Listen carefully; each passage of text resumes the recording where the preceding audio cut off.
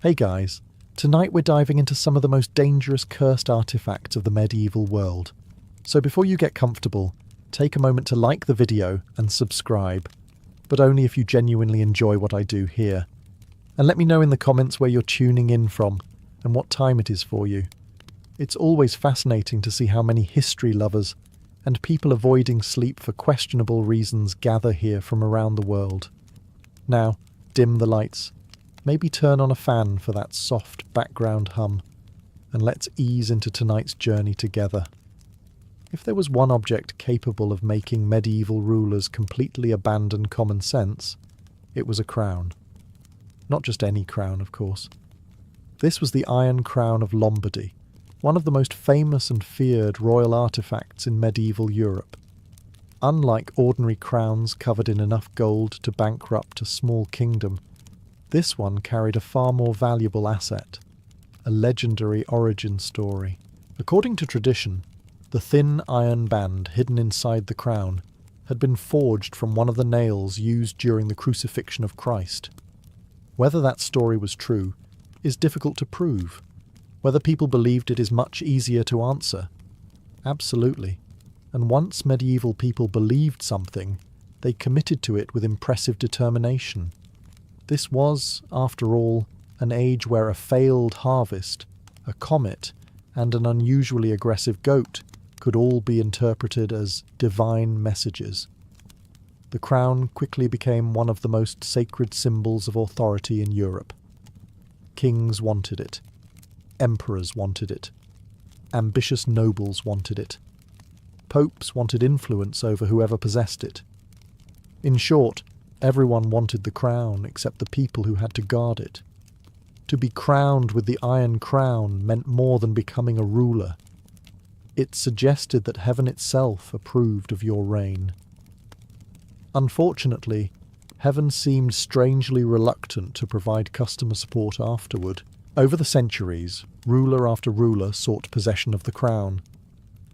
Many of them soon encountered disasters that chroniclers eagerly connected to the artifact.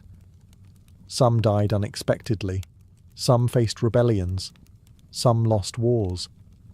Others discovered that governing medieval Europe was like attempting to herd angry cats, while your neighbours repeatedly set your barn on fire. Naturally, the crown began attracting rumours. Whispers spread that it carried a curse. The pattern appeared difficult to ignore. Powerful men fought desperately to obtain the artifact, only to find themselves facing endless misfortune once they had it. One famous admirer was Charlemagne, whose empire stretched across much of Western Europe. During his lifetime, he appeared unstoppable. Yet after his death, his vast empire slowly fragmented into competing kingdoms ruled by descendants who often seemed to regard family reunions as opportunities for civil war.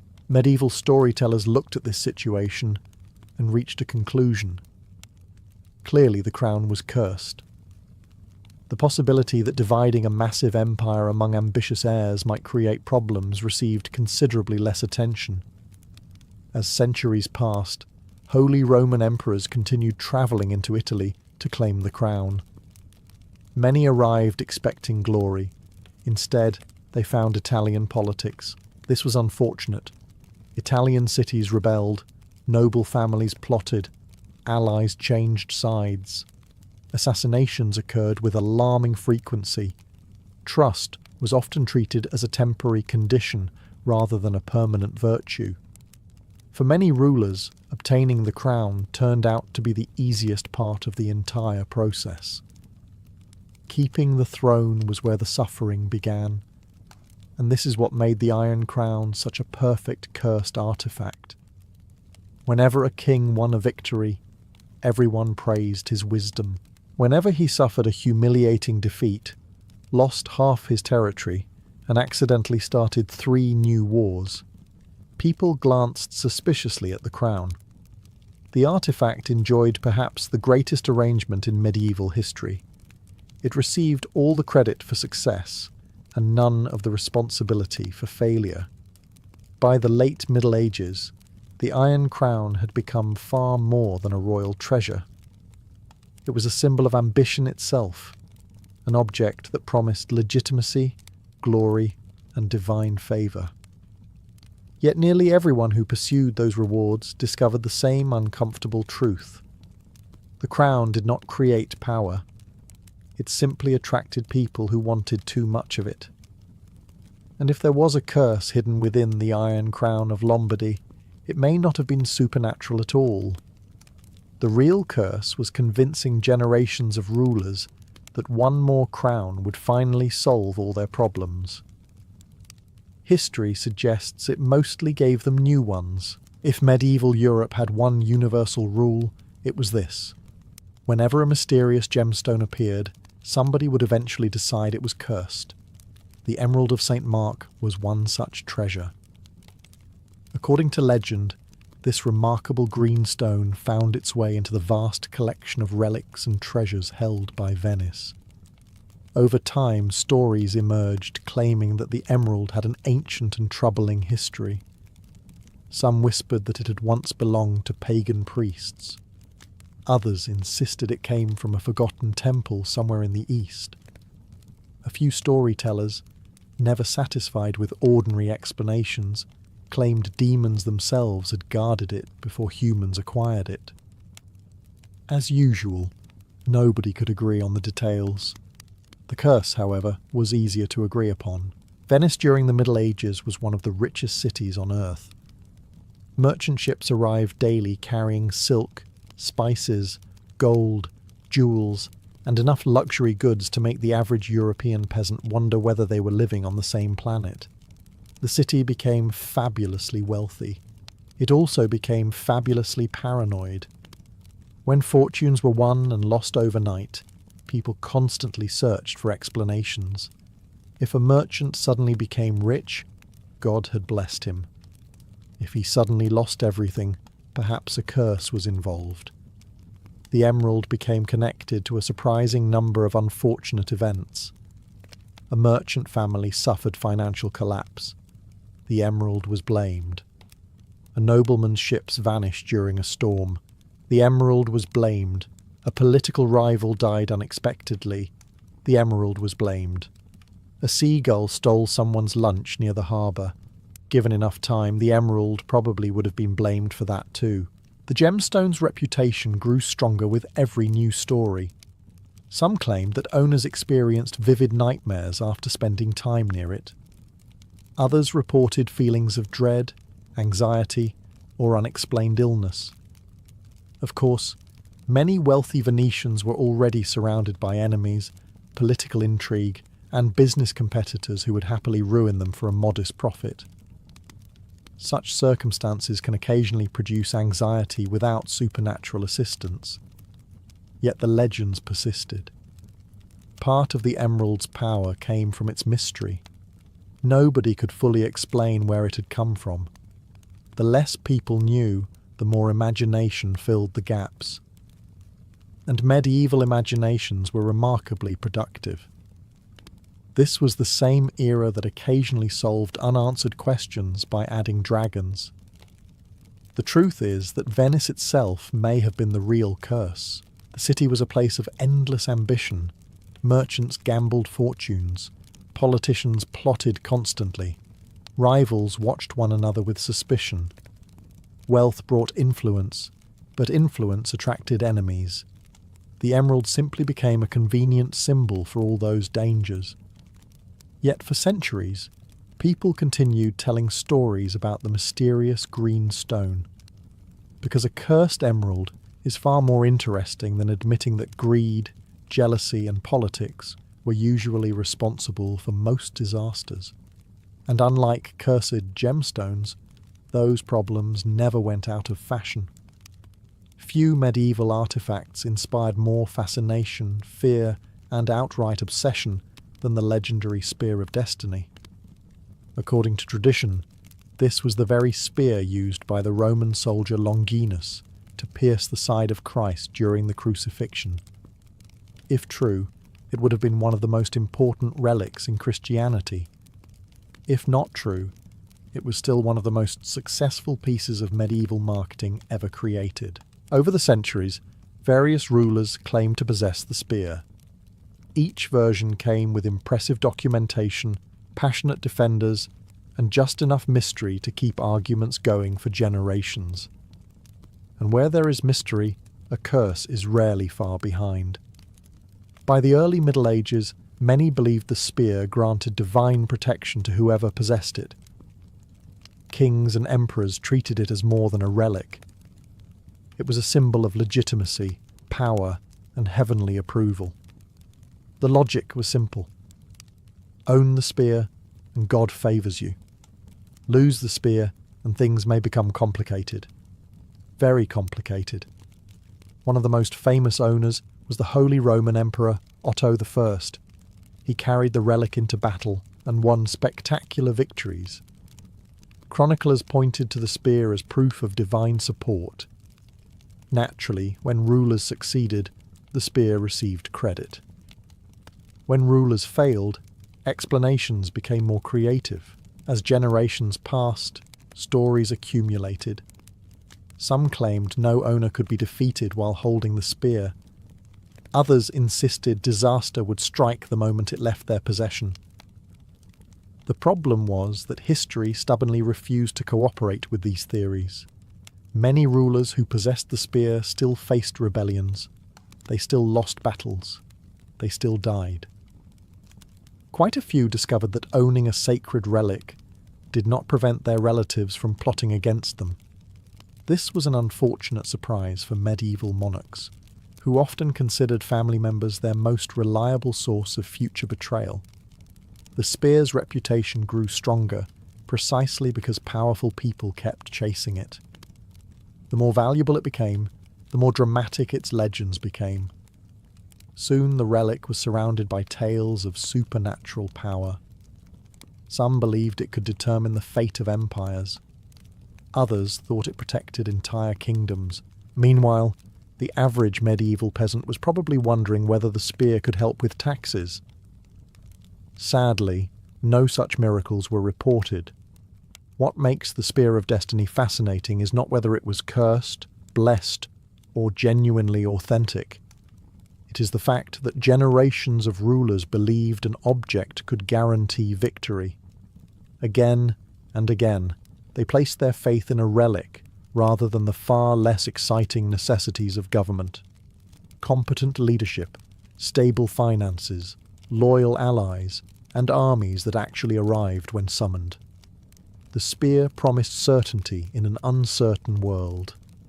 That was its real power, and perhaps its greatest curse. Because once people become convinced that a single object can solve all their problems, disappointment is usually only a matter of time. Not every cursed artifact was a jewel, a crown, or a sacred relic. Sometimes it was a book, which may not sound particularly threatening today. Most books spend their lives quietly sitting on shelves, occasionally being purchased with good intentions before joining a growing collection of unread companions. But in the Middle Ages, books were different. Books were rare. Books were expensive. Books contained knowledge that most people would never have access to. And some books were believed to contain knowledge that nobody should have access to. Stories circulated throughout medieval Europe about mysterious manuscripts filled with strange symbols, cryptic diagrams, forgotten languages, and instructions that supposedly revealed hidden secrets of the universe. Monks copied them. Scholars studied them. Church authorities occasionally worried about them. Everyone else made up increasingly alarming stories about them. One recurring legend involved books that could summon spirits or demons when certain passages were read aloud. Another claimed that some manuscripts revealed future events. Others supposedly contained magical formulas inherited from ancient civilizations. Naturally, these stories made the books even more popular. Human curiosity has always worked in predictable ways. Tell people a book contains dangerous forbidden knowledge, and they immediately want to read chapter 1. Some medieval scholars became obsessed with collecting rare texts. They travelled across Europe searching monastery libraries and noble collections for forgotten manuscripts. Occasionally they discovered genuinely valuable works. Occasionally they found books so confusing that later generations assumed supernatural forces must be involved. After all, if nobody understands what they're reading, magic becomes a surprisingly popular explanation. One famous category of feared manuscripts involved books of alchemy. These texts promised hidden wisdom, secret transformations, and occasionally the possibility of turning ordinary metals into gold. Thousands of intelligent people spent years chasing these mysteries. The results were mixed. Gold remained difficult to produce. Strange smells were considerably easier. As stories spread, certain manuscripts gained reputations for bringing misfortune to their owners. A scholar falls ill after studying a book. The book is cursed. A monastery burns down years after acquiring a manuscript. The book is cursed. A researcher spends 20 years trying to decode mysterious symbols and achieves absolutely nothing. The book is definitely cursed. Modern academics might call this normal research frustration. Medieval observers preferred darker explanations. Yet these legends reveal something fascinating about the medieval world. People feared knowledge almost as much as they desired it. Books represented power. Power could change lives, and anything powerful enough to transform a person's understanding of the world was also powerful enough to frighten them. That is why certain manuscripts became cursed artifacts, not because demons lived within their pages, but because knowledge itself can be unsettling, especially when the book seems to know more than you do, which, to be fair, describes most textbooks. If there was ever a medieval king who could make a cursed artifact seem believable, it was King John of England. Long before he became a favourite villain in Robin Hood stories, John had earned a reputation for bad decisions, political disasters, failed military campaigns, and arguments with nearly everyone he encountered. His reign was so chaotic that later generations often struggled to decide whether his problems were caused by bad luck, poor judgment, or divine punishment. Naturally, a cursed ring eventually entered the story. According to various legends that emerged after his death, a royal ring associated with King John carried misfortune wherever it went. Some claimed the ring had been blessed and then corrupted. Others insisted it had once belonged to a holy figure before falling into unworthy hands. The details changed from storyteller to storyteller. The disasters remained remarkably consistent. John inherited a powerful kingdom, but quickly found himself losing territory in France. Noble families grew restless. The church became furious with him. His treasury was constantly under pressure. At one point, he managed to anger the Pope himself. This was generally considered an ambitious mistake. Most people struggled to upset their neighbours. John expanded his efforts internationally. As his troubles multiplied, rumours spread that something dark followed him. The ring became an easy target. After all, blaming a cursed object is much simpler than explaining years of complicated political failures. The ring's sinister reputation only grew after John's death in 1216. Stories began connecting every setback to the artifact. A noble family inherited the ring and suffered financial losses. The ring was cursed. A landowner became involved in a bitter dispute. The ring was cursed. Someone misplaced important documents and spent 3 days searching for them. Given enough medieval chroniclers, the ring probably would have been blamed. What made the legend especially appealing was that it fit neatly into medieval ideas about morality. People wanted to believe that power obtained through greed or dishonour carried consequences. The ring became a symbol of that belief. Unlike magical swords or sacred relics, it represented something far more ordinary. temptation, a small object promising prestige and authority, the kind of treasure that could inspire jealousy, suspicion, and endless conflict. In reality, King John's troubles probably had less to do with curses and more to do with politics. Unfortunately for him, politics can sometimes look remarkably similar to a curse. Both tend to start with confidence and end with regret. By the late Middle Ages, the story of the ring had become part warning, part entertainment, and part moral lesson. And if the ring truly possessed supernatural power, it was remarkably selective. It never caused problems on its own. It merely seemed to find people already capable of creating plenty of problems without any assistance at all. Few medieval organizations attracted more legends than the Knights Templar.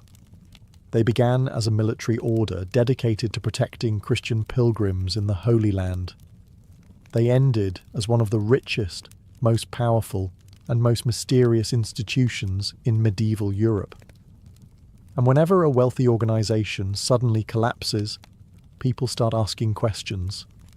Lots of questions. More importantly, they start inventing answers. By the early 14th century, the Templars possessed castles, treasure, land, ships, and influence stretching across Europe. Kings borrowed money from them. Nobles respected them. Ordinary people viewed them with a mixture of admiration and suspicion. The order had become so successful that it eventually encountered one of history's most dangerous cursed artifacts, a heavily indebted king.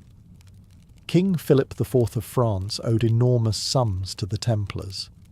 Conveniently, he also happened to control an army.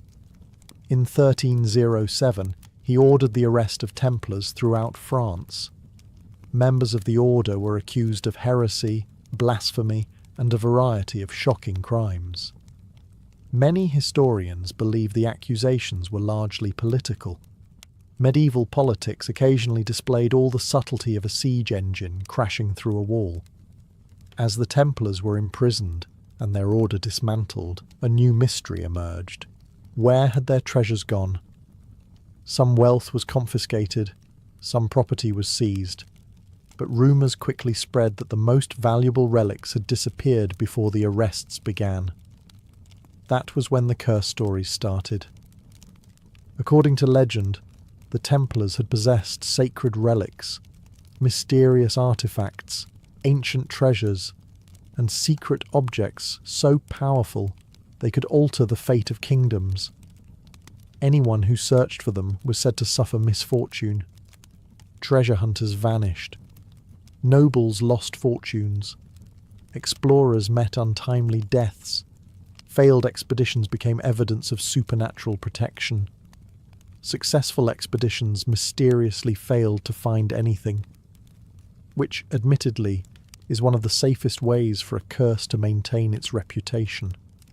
The most famous story involved the final Grand Master of the Order, Jacques de Molay.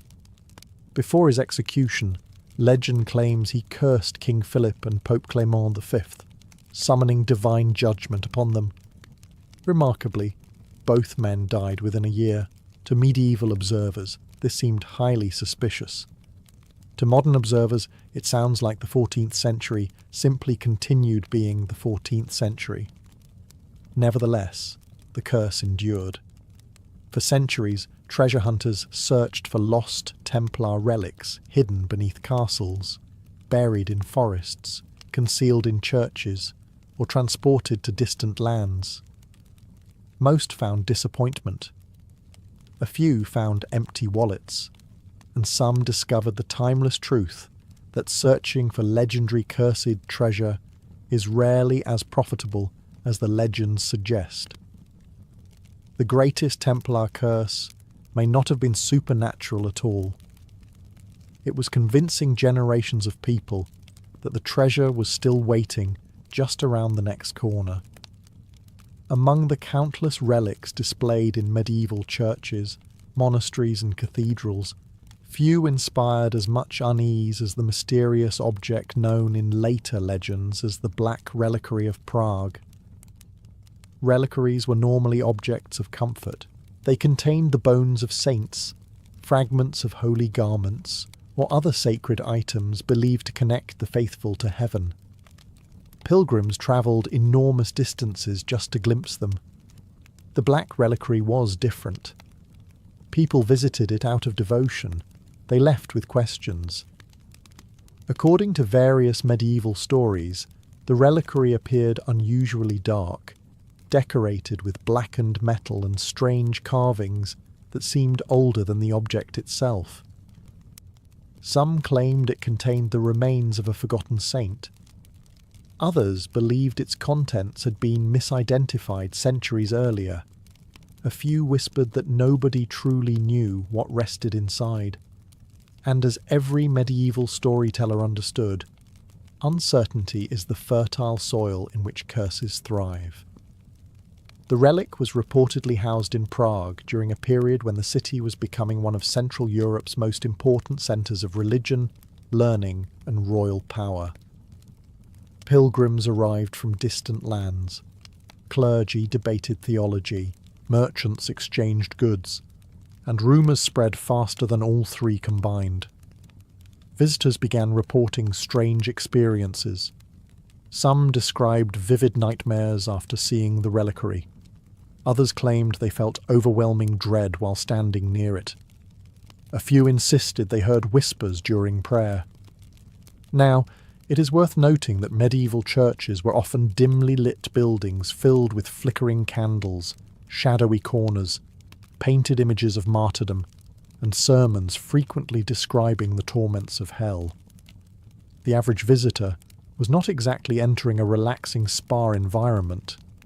Nevertheless, stories multiplied.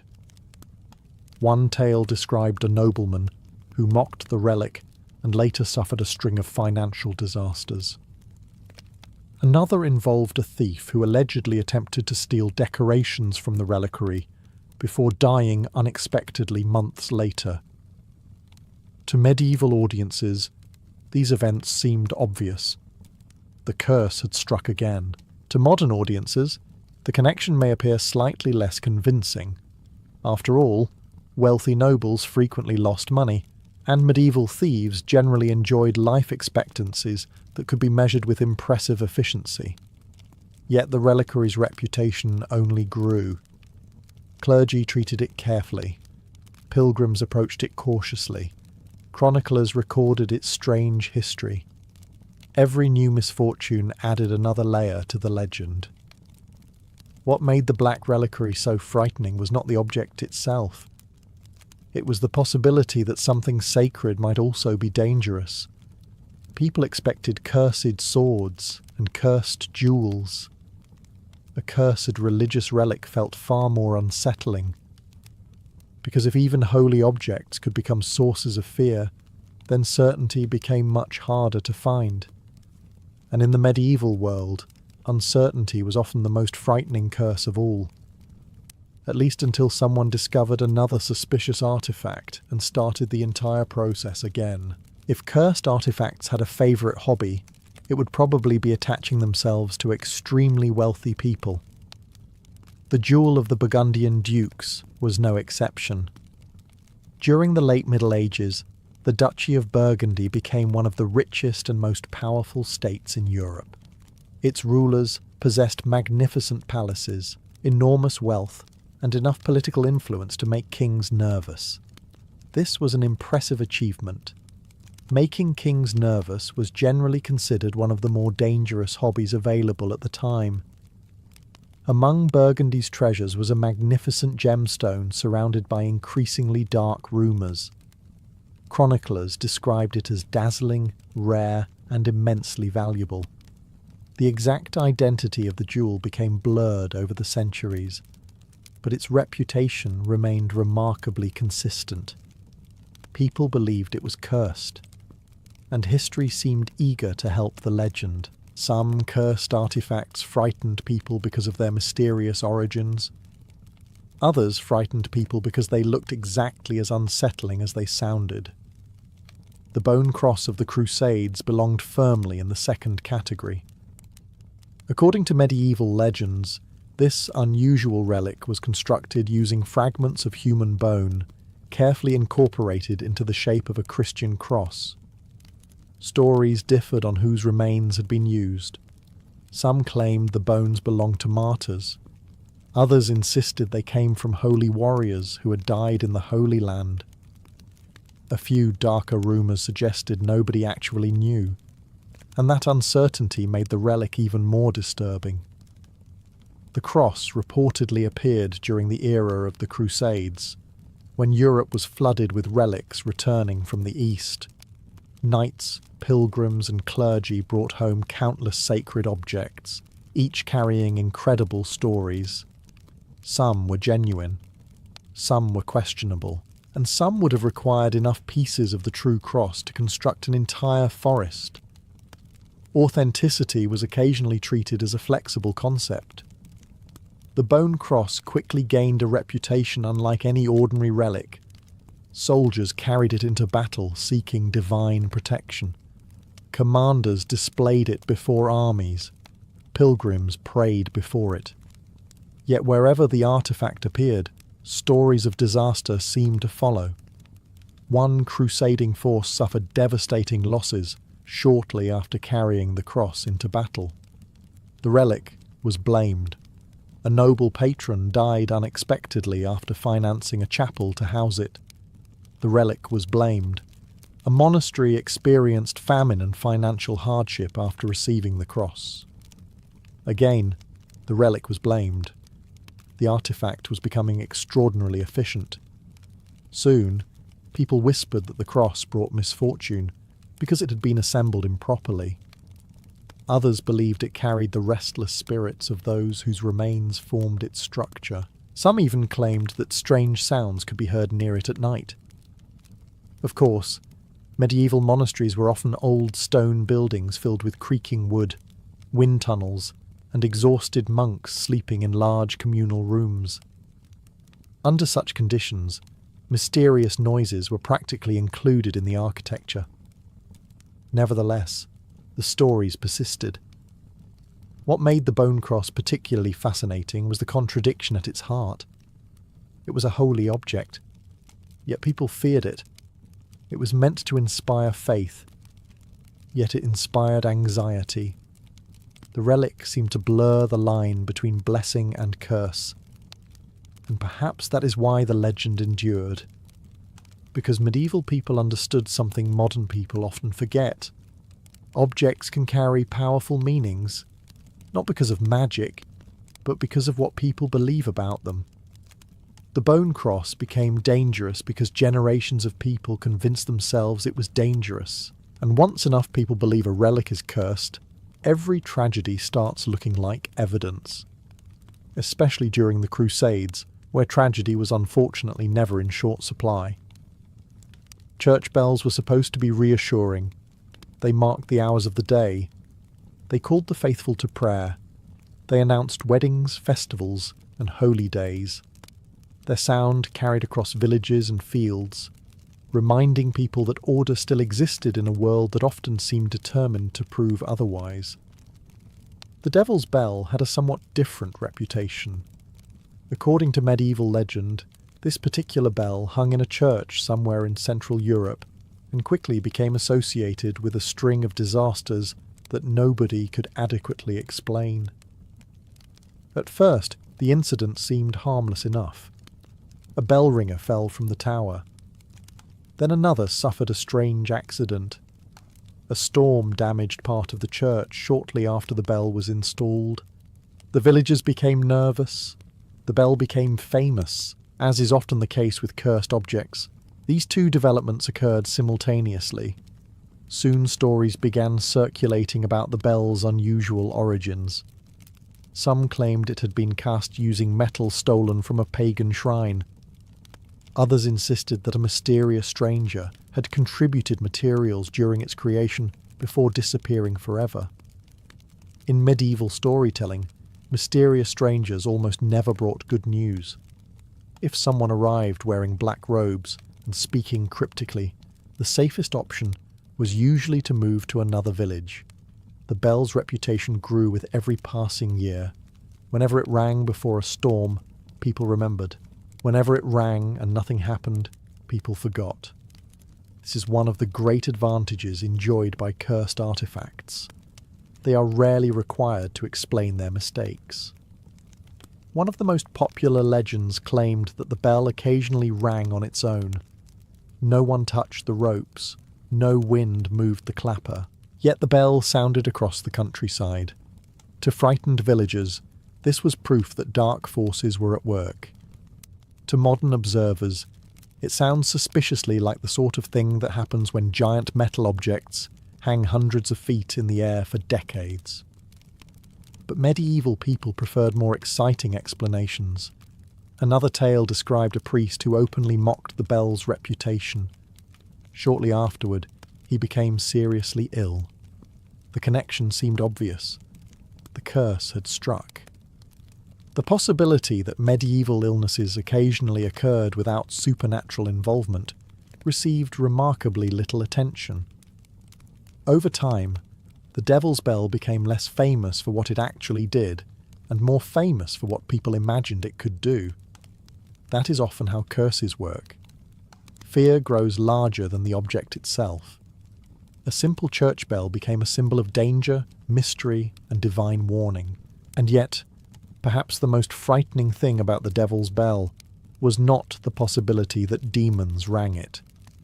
It was the possibility that ordinary people, hearing a bell in the night, could convince themselves that they were hearing something far worse. Because once fear takes hold, the human imagination can be louder than any bell ever cast. Among all the cursed artifacts of the medieval world, few were as unsettling as a mirror.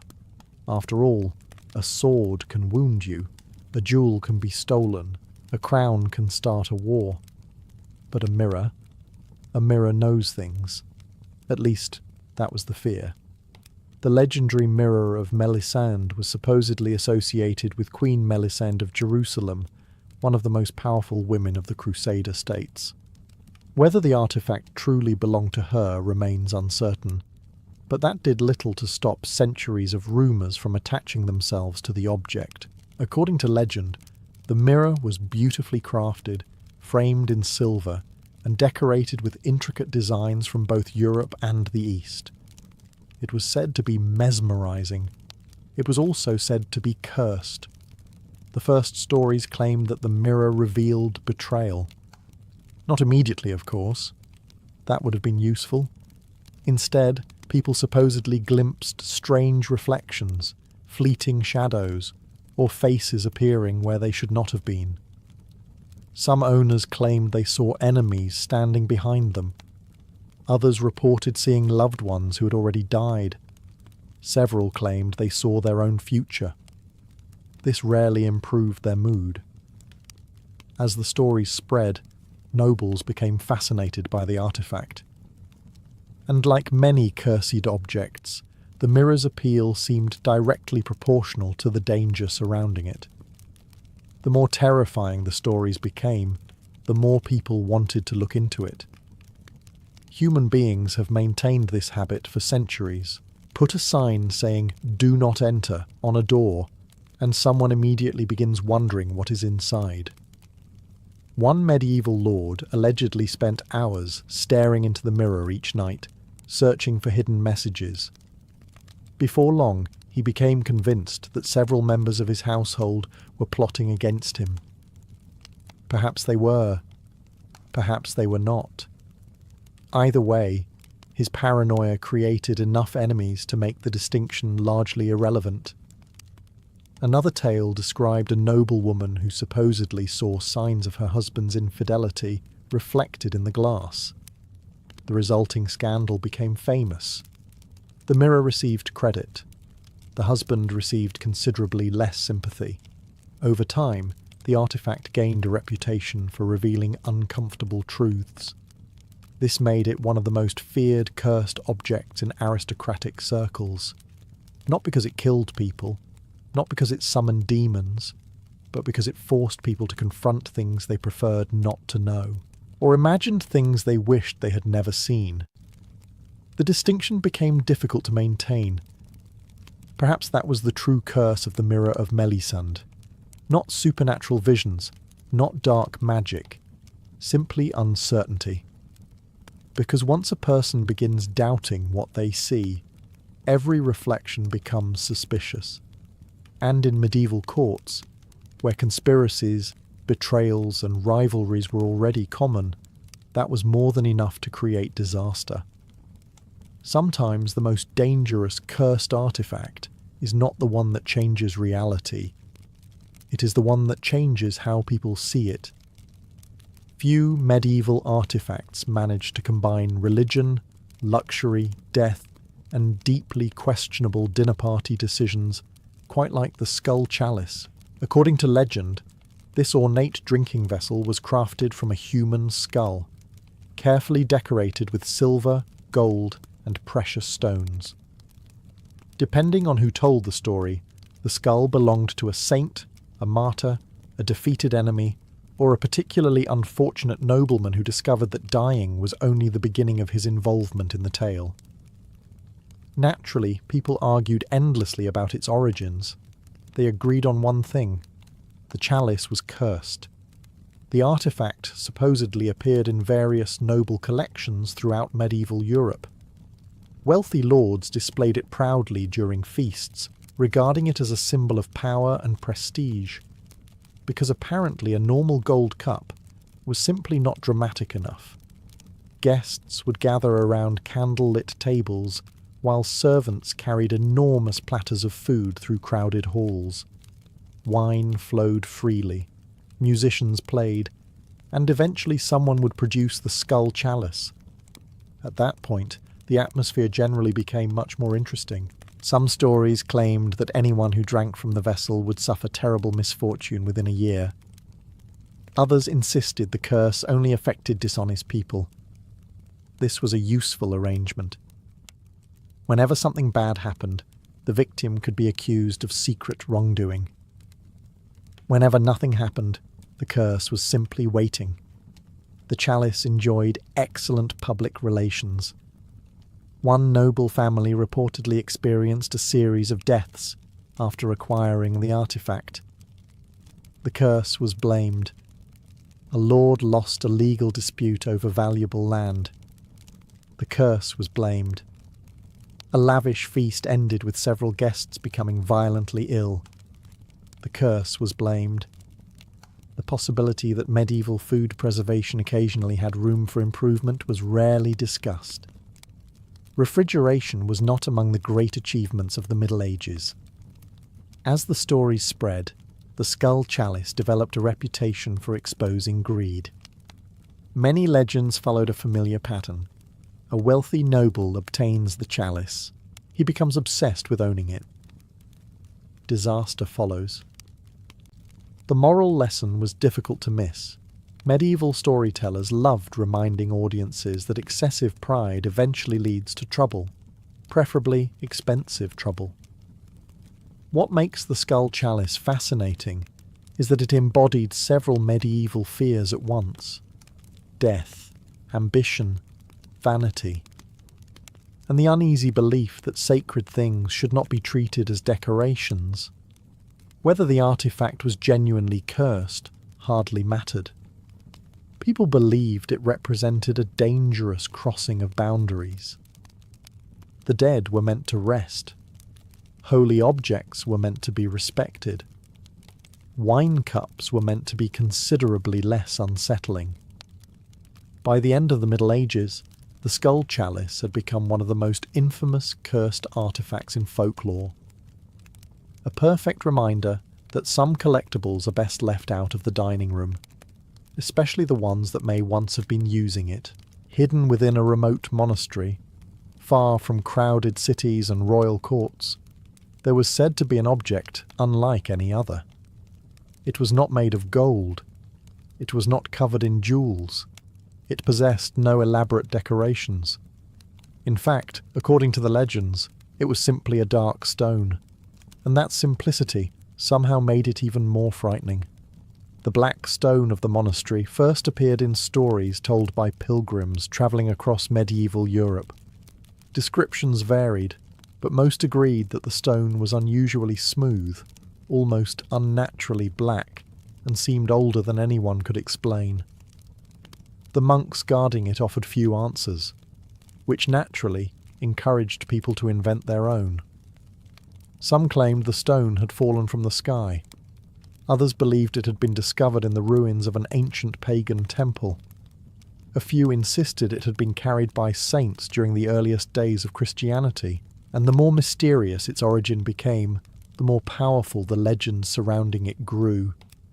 Pilgrims travelled hundreds of miles to see the artifact.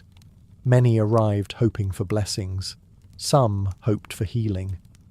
Others simply wanted to witness something extraordinary. After all, medieval entertainment options were somewhat limited. A mysterious stone with supernatural powers was considerably more exciting than watching your neighbour argue about sheep for the third consecutive day. The trouble began when stories of misfortune started appearing.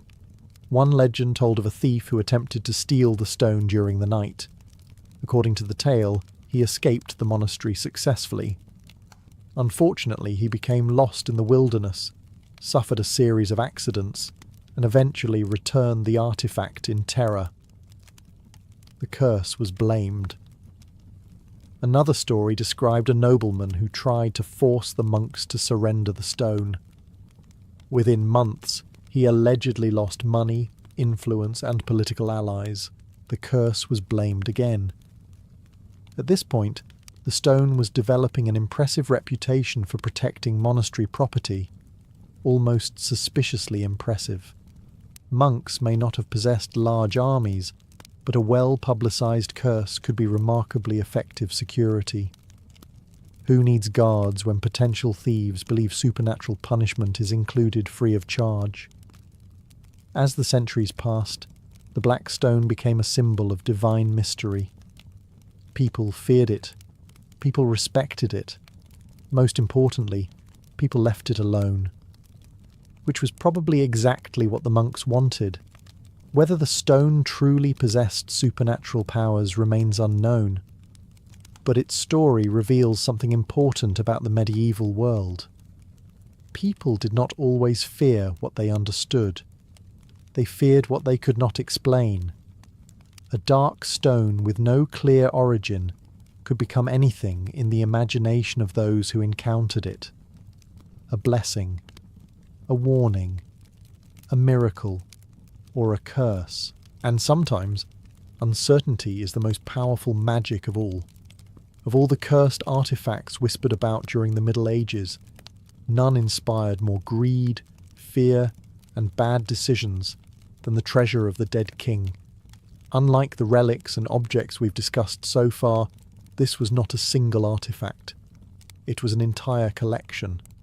According to legend, somewhere beneath an ancient royal tomb lay a vast treasure buried alongside a long-forgotten king. Gold crowns, jewelled swords, silver vessels, precious gems, and sacred relics were all said to rest beside him.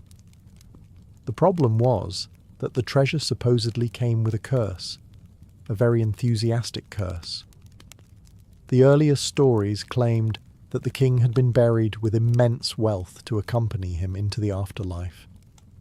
Priests blessed the tomb. Guards protected it.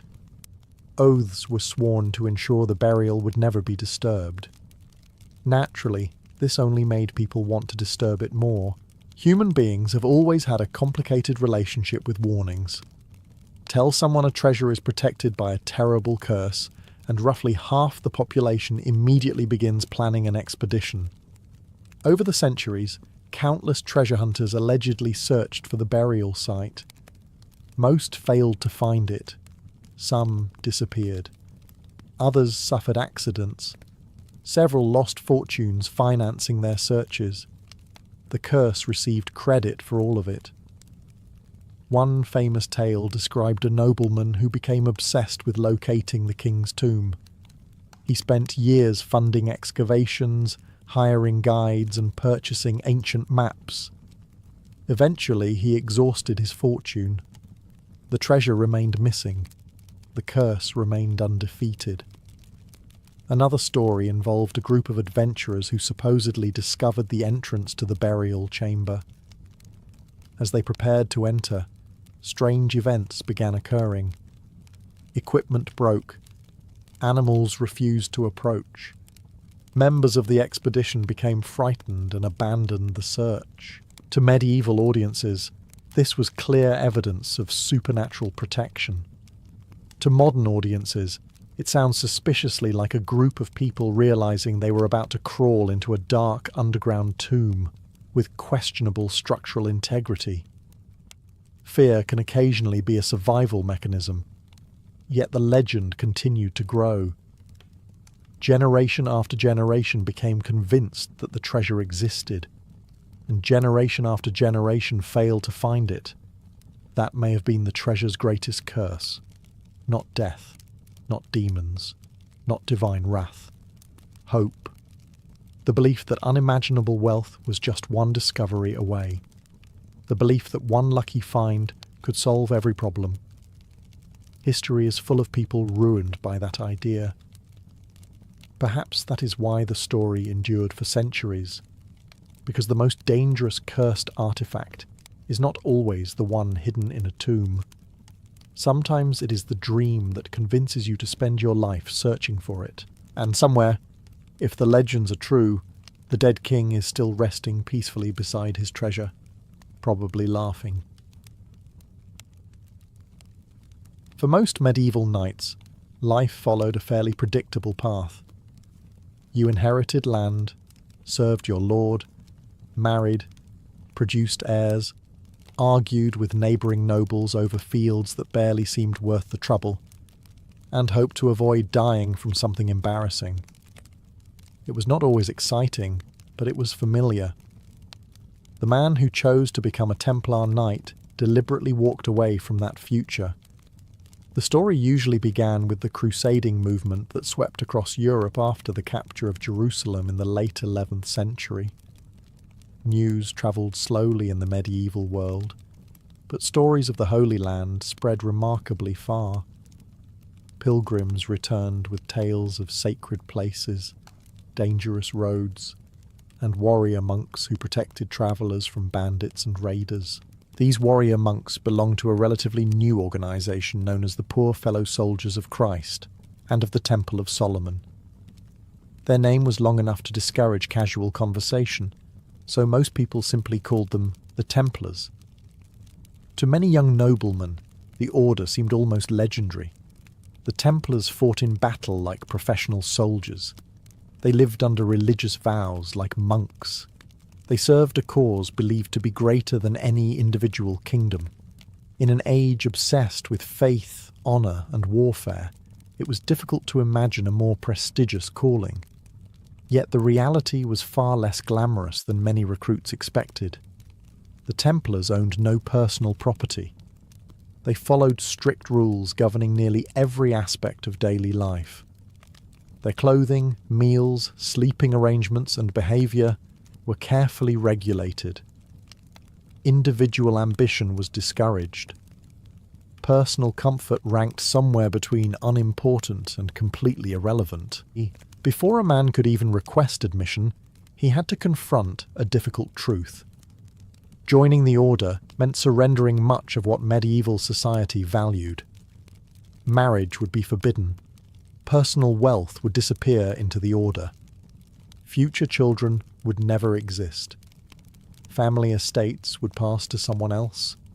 A man who entered the Templars effectively died to his former life while remaining physically alive. For some families, this decision created tension. Noble parents often invested years preparing sons to inherit lands and continue family lines. Watching a capable heir volunteer to become a celibate warrior monk could be a frustrating experience. Medieval fathers rarely expressed this frustration through modern family counselling. They generally preferred louder methods. Yet despite these sacrifices, thousands sought admission over the centuries. Some were driven by genuine religious devotion. Others sought redemption for past sins. Some hungered for adventure. Many were motivated by a mixture of all three. Whatever his reason, the aspiring recruit soon discovered that wanting to become a Templar was not enough. The order would decide whether he was worthy, and that examination was about to begin. Deciding to become a Templar Knight was the easy part. The difficult part was convincing the Templars themselves. Unlike many noble positions in medieval Europe, admission into the order could not simply be purchased. Wealth helped in life, as it usually does, but the brothers were far more interested in whether a man could survive within their strict system. A rich recruit who could not obey orders was less useful than a poorer one who could. The process often began when a candidate approached a Templar house and announced his desire to join. This was not treated as exciting news. No bells rang, no celebrations followed. Nobody handed him a white cloak and congratulated him on becoming part of history. Instead, the brothers immediately began looking for reasons to reject him. The order needed trustworthy men. Their castles, treasure houses, military plans, and distant outposts depended on mutual confidence. A dishonest recruit could create problems stretching from England to Jerusalem. The questioning, therefore, became surprisingly thorough. Was the candidate married? Did he owe money? Had he made promises to another religious order? Was he joining freely, or was someone forcing him? Did he suffer from any serious illnesses he was trying to hide? The Templars wanted answers to everything. Marriage represented one of the biggest obstacles. A married man generally could not become a full Templar Knight because the order required complete dedication. The brothers did not want members worrying about wives, children, inheritances, or family disputes while stationed hundreds of miles away in a frontier fortress. Debt created another problem. Imagine a creditor arriving at a Templar castle demanding repayment from a newly admitted knight. The brothers preferred to avoid such awkward situations entirely. Even social status mattered. Most knight brothers came from noble families because becoming a mounted warrior required expensive training, armour, weapons, and horses. Years of preparation were necessary. You could not simply wake up one morning, borrow a sword, and announce that you were now a professional crusader, at least not successfully. The order also watched for motivation. Some applicants arrived seeking spiritual salvation. Others genuinely wanted to protect pilgrims. A few probably imagined dramatic battlefield heroics, cheering crowds, and eternal fame. The Templars tended to be suspicious of that last group. They understood something many young recruits did not. Life inside the order was usually far more discipline than glory, more prayer than heroics, more obedience than adventure. And before a candidate could learn that lesson firsthand, he would face the most important meeting of his life, the secret admission ceremony. If a candidate survived the initial scrutiny, he was invited to participate in one of the most important and mysterious moments of his life, the Templar admission ceremony. Unlike many medieval religious ceremonies, this event took place behind closed doors. Only members of the order were allowed to attend. This secrecy later caused enormous trouble for the Templars. Over the centuries, rumours multiplied. Enemies accused them of conducting strange rituals, worshipping hidden idols, and participating in bizarre ceremonies. Most of these accusations appeared long after the events themselves, usually from people who had never witnessed a Templar reception. The actual ceremony was much less dramatic than the rumours suggested. What made it powerful was not mystery, but commitment. The candidate entered a gathering of Templar brothers and formally requested admission. This was often not the first time he had asked. The order wanted absolute certainty that he understood the consequences of his choice. The questioning began again. The same subjects returned repeatedly. Were you married? Did you owe money? Were you bound by promises elsewhere? Were you physically capable of serving? Had you hidden any information from the order? To a modern observer, the process might seem repetitive. To the Templars, repetition was intentional. A man could lie once. It was harder to lie consistently under constant examination. Once the brothers were satisfied, the candidate received a final warning.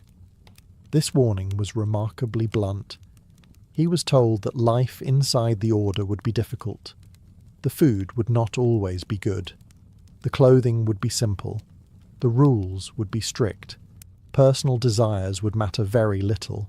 The message was essentially, if you enjoy comfort, now is an excellent time to leave. No one would stop him.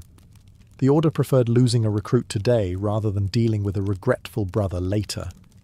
If the candidate still wished to proceed, he knelt before the assembly and swore the vows required by the order.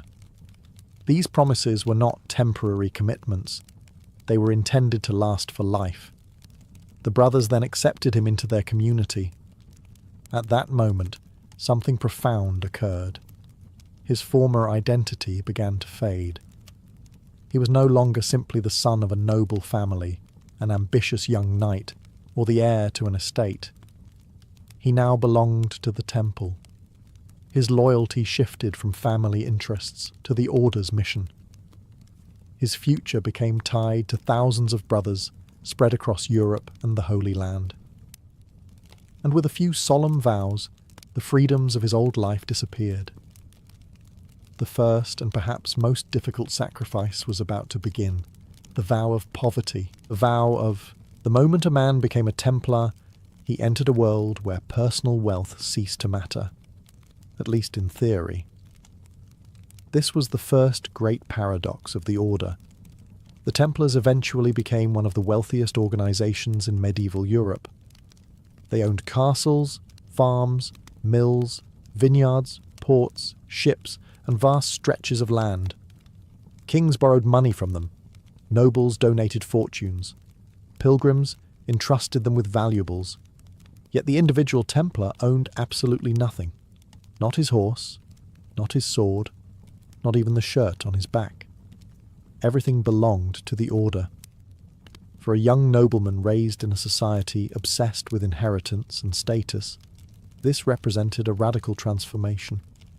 Imagine spending your childhood being told that one day you would inherit lands, servants, and wealth, only to voluntarily sign it all away. Many medieval fathers probably found this difficult to understand. Some likely reacted with the medieval equivalent of, "I spent 20 years preparing you for this estate, and now you want to sleep in a monastery with a sword." The vow of poverty required a recruit to surrender personal possessions to the order. Any property he retained became controlled by the Brotherhood. Gifts received later belonged to the temple as well. The reasoning was simple. Personal wealth created personal interests. Personal interests created divisions. Divisions weakened unity. The Templars wanted every brother focused on the same mission. A knight worrying about expanding his private fortune was not fully committed to protecting pilgrims or defending frontier castles. The rule extended into daily life. Clothing was standardized. Equipment was distributed according to need. Meals were shared. Luxury was discouraged. Even small signs of vanity attracted criticism. A brother was not supposed to compete with fellow Templars over who owned the finest horse or the most impressive sword, because technically none of them owned anything. Of course, human nature remained human nature. Medieval knights did not suddenly become saints simply because they wore white cloaks. The rule of the Templars contains numerous regulations aimed at preventing pride, greed, and excessive attachment to material things. The existence of these rules suggests the problem appeared often enough to require attention. Still, most brothers accepted the sacrifice. They believed they were exchanging earthly wealth for something greater: spiritual purpose, religious devotion, a place in a brotherhood that stretched across continents. Yet surrendering possessions was only the beginning. Many men could part with money. The next vow demanded something far more difficult. It required surrendering the right to choose their own future.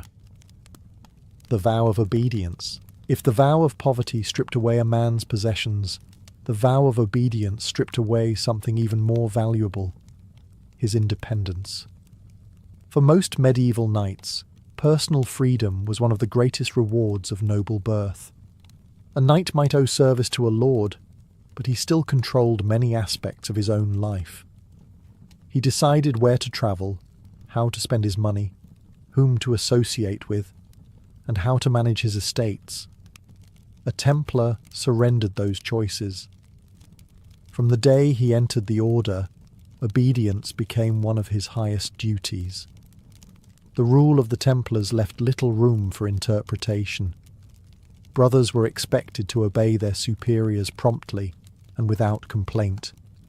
Orders flowed downward through a carefully organised chain of command, and questioning those orders was strongly discouraged. This was not because the Templars enjoyed controlling people, at least not officially. The reality was that the order operated military fortresses, protected dangerous roads, and fought wars against experienced enemies. In battle, hesitation could get dozens of men killed. The Templars believed discipline saved lives. A knight who instantly obeyed commands was more valuable than a brilliant warrior who constantly argued. The expectation of obedience extended far beyond warfare. A brother might be ordered to leave France and travel to Jerusalem. He went.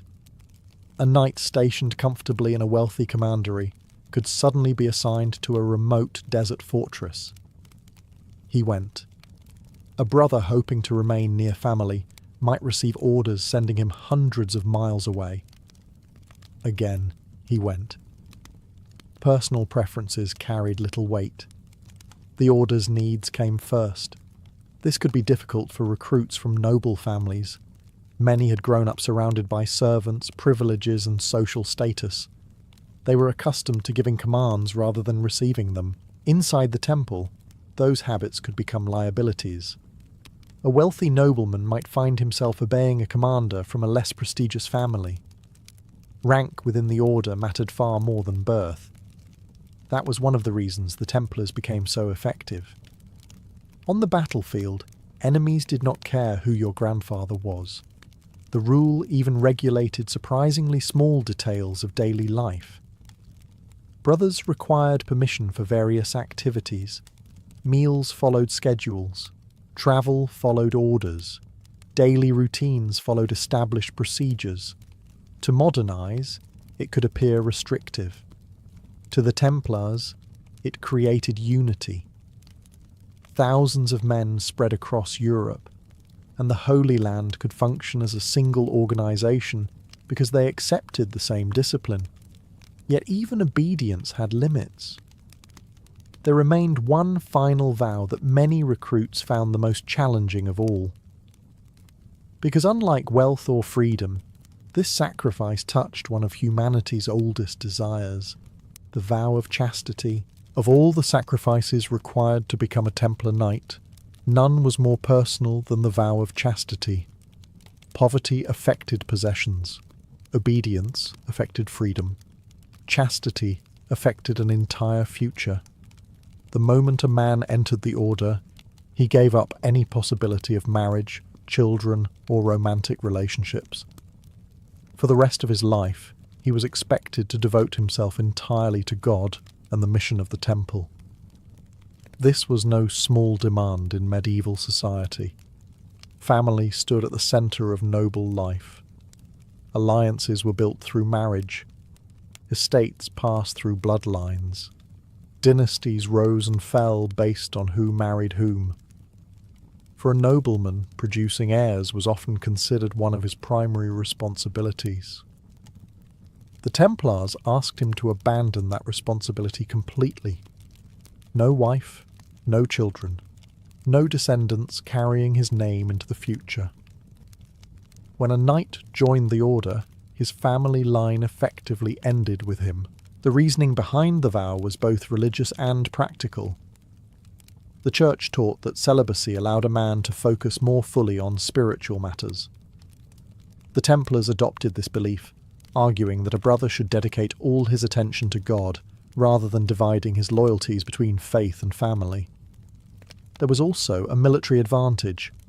A knight defending a castle under siege could not worry about a wife waiting at home. A commander sent to a dangerous frontier could not refuse because of family obligations. The order wanted complete commitment. Anything less was considered a distraction. The rule of the Templars reflected this concern with remarkable seriousness. Brothers were forbidden from being alone with women whenever possible.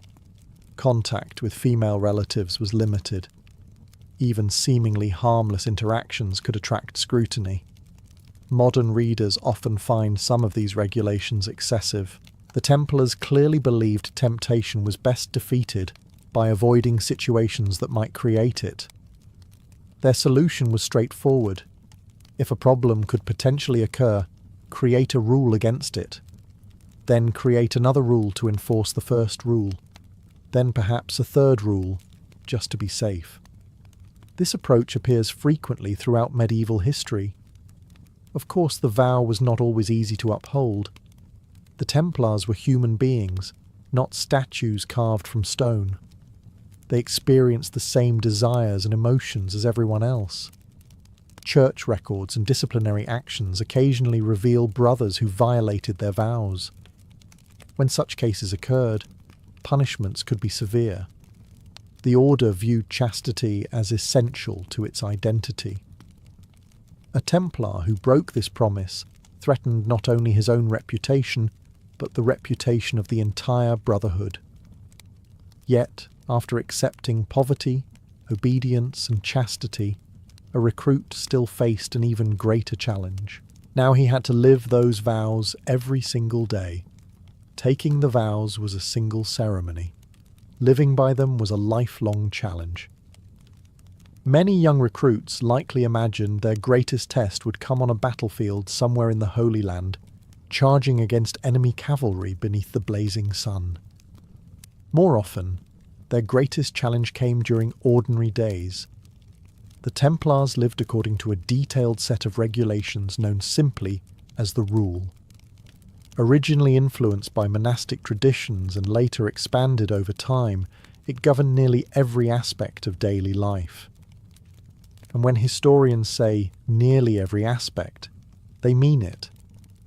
The Rule covered prayer schedules, it covered meals, it covered clothing, it covered sleeping arrangements, it covered how horses were managed, it even covered how brothers should behave while eating at the table. The order left remarkably little to chance. A typical day began before sunrise. Brothers attended prayers, performed duties, trained, worked, and participated in additional religious services throughout the day. Whether stationed in France, England, or Jerusalem, their lives followed a carefully structured rhythm. Personal freedom remained limited. A knight could not simply decide to take a ride through the countryside because the weather seemed pleasant. He could not wander into town looking for entertainment. He could not suddenly announce that he needed a vacation from religious discipline. The temple did not recognize such concepts. Life was organized around duty. Meals reflected this philosophy as well. Templar food was generally simple and practical. Excessive luxury was discouraged. Brothers often ate together in silence, while passages from religious texts were read aloud. Imagine trying to enjoy dinner while someone continuously reminds you about spiritual discipline. The medieval dining experience was apparently determined to remain educational. Even clothing was regulated. The famous white mantle worn by knight brothers symbolized purity and commitment. It was not meant to be fashionable. In fact, the order actively discouraged vanity. Flashy decorations, excessive grooming, and displays of wealth were viewed with suspicion. A Templar's appearance was supposed to reflect humility rather than status. The same applied to horses and equipment. While knights required quality gear for military effectiveness, the rule discouraged unnecessary extravagance. Brothers were expected to care for their equipment, not show it off. All of these regulations served a single purpose. The Templars wanted thousands of men from different kingdoms, languages, and backgrounds to function as one unified brotherhood. Discipline created consistency, consistency created reliability, reliability created military strength. But no amount of training or regulation could change one simple fact. The Templars were not preparing men merely for orderly daily routines. They were preparing them for war. And war was where the true cost of becoming a Templar often revealed itself. For all the prayers, vows, and discipline that shaped a Templar's life, the order ultimately existed for one reason: war. Not war for personal gain, not war for land or family ambition. At least in theory, the Templars fought to defend Christian territories and protect pilgrims travelling through dangerous regions of the Holy Land. The reality, however, was far less romantic than many recruits imagined. A new brother entering the order might dream of glorious victories, heroic charges, and songs celebrating his courage. The veterans knew better. They understood that war was mostly exhaustion interrupted by moments of terror. Templar knights spent countless hours training with weapons, maintaining equipment, caring for horses, patrolling roads, guarding castles, and preparing for battles that might never come. Then, when battle finally arrived, everything happened very quickly. The order developed a reputation for extraordinary discipline on the battlefield. Unlike many medieval armies, which could collapse into chaos once fighting began, the Templars were trained to operate as a coordinated force. Their most famous weapon was the cavalry charge.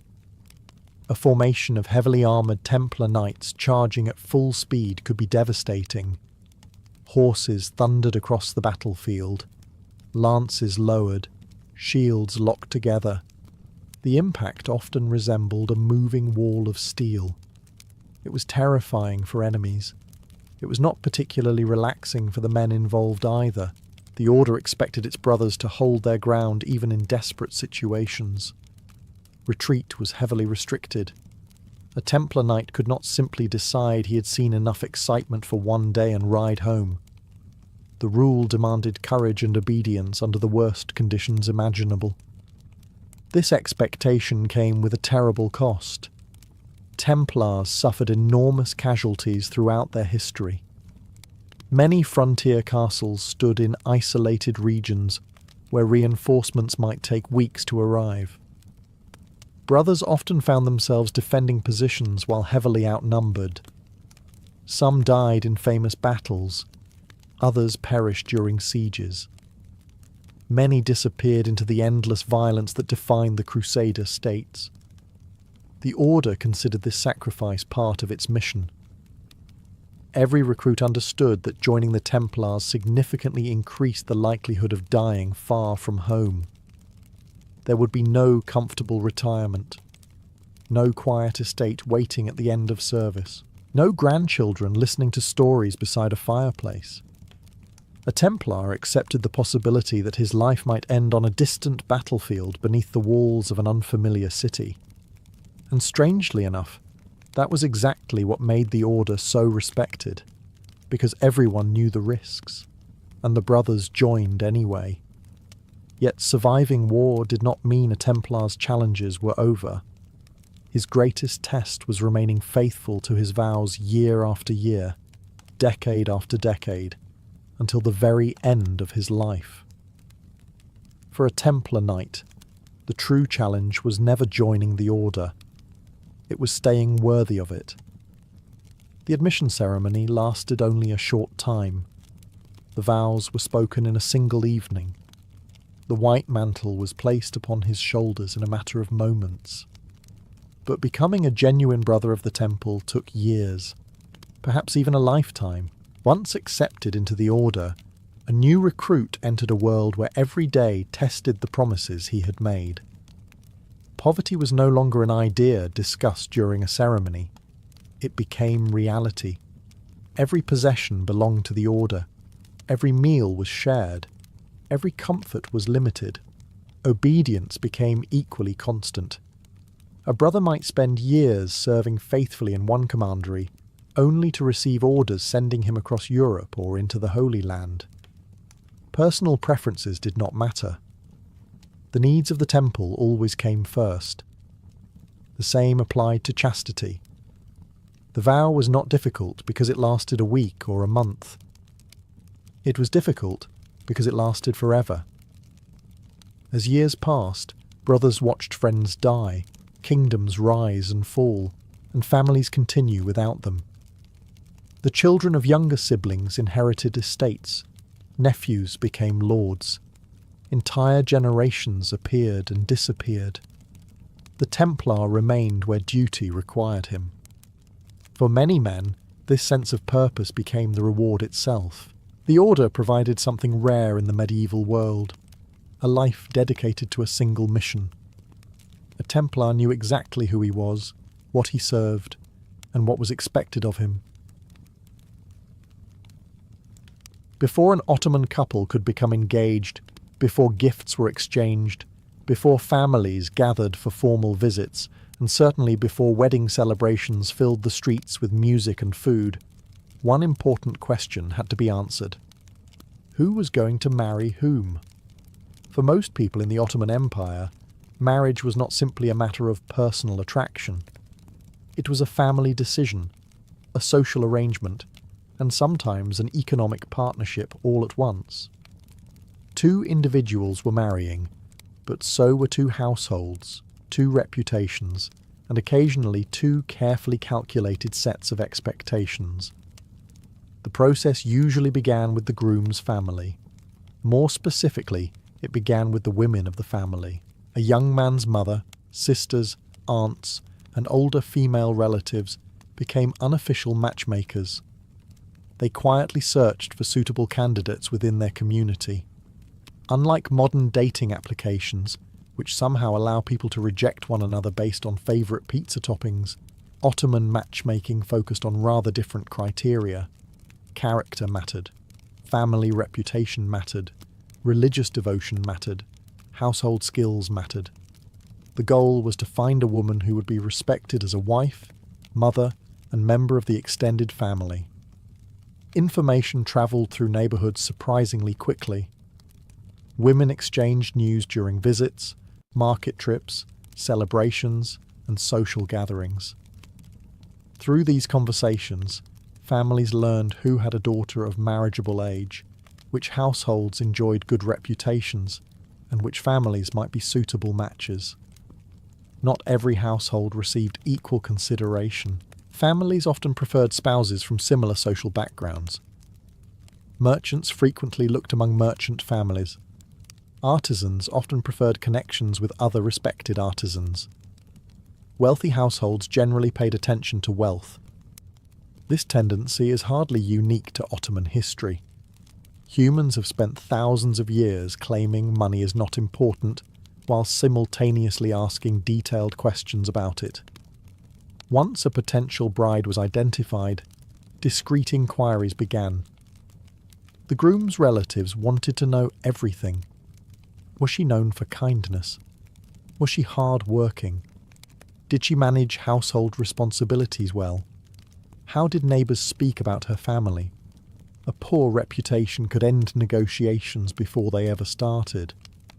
A good reputation, meanwhile, could make a family highly sought after. The young woman herself was often observed carefully during social occasions, family gatherings, or community events. Direct courtship remained limited in many Ottoman communities, meaning relatives played a major role in gathering information. Only after weeks or even months of quiet investigation would a family decide whether to take the next step. If they liked what they learned, a formal visit would be arranged. And that visit marked the true beginning of the engagement process. Once the groom's family believed they had found a suitable bride, the next stage began. The formal visit. This was one of the most important moments in the entire engagement process because it transformed private interest into a public possibility. Up until now, everything had happened quietly. Relatives gathered information, neighbours exchanged opinions, and families considered their options. Now people had to meet. Traditionally, the groom's mother played a central role. Along with female relatives, she would visit the home of the young woman and her family. These visits were conducted with great politeness because everyone understood the delicate nature of the situation. Nobody wanted to appear too eager. Nobody wanted to appear uninterested either. As a result, Ottoman marriage negotiations often unfolded through a careful dance of courtesy, indirect language, and social etiquette. The visiting women observed everything. And when historians say everything, they mean everything. The condition of the home, the behaviour of family members, the manners of the young woman, how she spoke, how she moved, how she treated guests. The future bride was not expected to deliver a speech or defend a thesis on household management. Instead, she was judged through everyday interactions. Could she carry herself with dignity? Did she appear respectful? Did she demonstrate good upbringing? These details mattered enormously. Meanwhile, refreshments were usually served. Coffee became especially important during later Ottoman centuries. A simple cup of coffee could accompany discussions that might determine the future of two families. No pressure, of course. Just your entire future being quietly evaluated while everyone pretended they were discussing ordinary matters. The young woman herself often remained modest and reserved during the visit. Open displays of affection or direct conversations between potential spouses were uncommon in many Ottoman communities. This was not a romance conducted through dramatic declarations. It was a process built upon family approval and social reputation. The bride's family also evaluated the visitors. Marriage negotiations worked both ways. The groom's household needed to prove its respectability as well. A wealthy family with a terrible reputation could be less attractive than a modest family known for honesty and good character. By the end of the visit, no final decision was usually announced. That would have been far too simple. Instead, families returned home to discuss what they had seen and heard. Opinions were exchanged. Relatives debated. Concerns were raised. If both sides remained interested, another meeting would follow. And during that next stage, the conversation would move beyond impressions and politeness. It would become a discussion about whether the marriage should actually happen. If the first visit went well, the process moved into far more serious territory. The families were no longer simply gathering impressions. Now they had to decide whether a marriage should actually take place.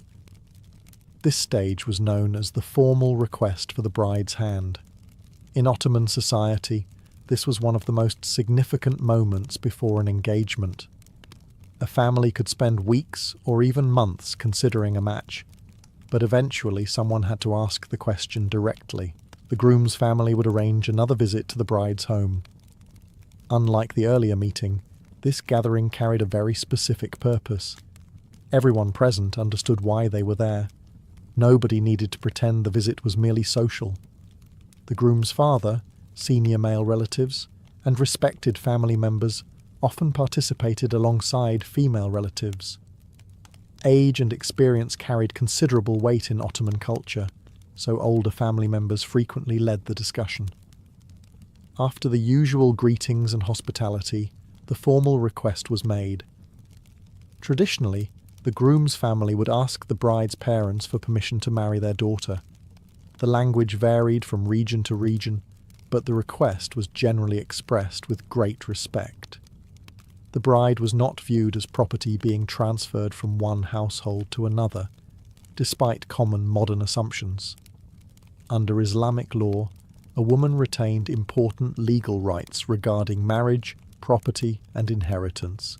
Nevertheless, family approval remained enormously influential.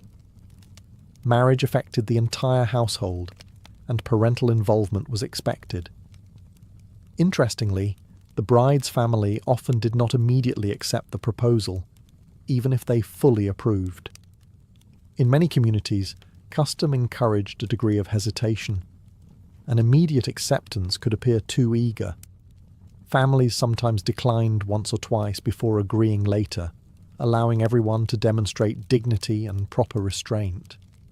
To modern observers, this may seem unnecessarily complicated. To Ottoman families, it was part of good manners. Historical court records and personal accounts suggest that reputation and honour often mattered as much as the actual answer itself. The discussions extended beyond simple approval. Families considered practical questions. Would the groom be able to support a household? Did both families share similar values? Would the match strengthen existing social ties? Were there any concerns that had not yet been addressed? Marriage was expected to last a lifetime, so careful consideration was encouraged. If the answer was ultimately positive, both households entered a new phase. The possibility of marriage became an expectation. The negotiations grew more detailed. Families began discussing financial arrangements, responsibilities, and the agreements that would shape the future union. And among those discussions, one topic stood above all others: the marriage contract and the bride's dowry. Once both families agreed that the marriage should move forward, the atmosphere changed noticeably. The uncertainty was largely gone. Now came the practical discussions. And while these conversations lack the excitement of modern romance stories, they were often the most important part of the entire engagement process. Marriage in the Ottoman Empire was not simply a social ceremony. It was also a legal agreement governed by Islamic law. This meant that certain responsibilities, rights, and financial obligations needed to be clearly established before the wedding could take place. At the centre of these discussions stood the mare, sometimes called the bridal gift. This was one of the most misunderstood aspects of Ottoman marriage. The mare was not a payment made to the bride's father, nor was it a purchase price for marriage. Instead, it was a legal gift that belonged exclusively to the bride herself. The amount varied enormously. A wealthy merchant's daughter in Istanbul might receive a substantial mare consisting of money, jewellery, property, or valuable goods. In a rural village, the amount might be more modest, but remained equally important. Whatever its size, it belonged to the bride. Not her father, not her husband, not her brothers. Her. This provided an important layer of financial security, particularly if the marriage later ended through divorce or widowhood. Families spent considerable time discussing these arrangements. The groom's household wanted terms they could realistically fulfill. The bride's family wanted assurances that their daughter would be protected.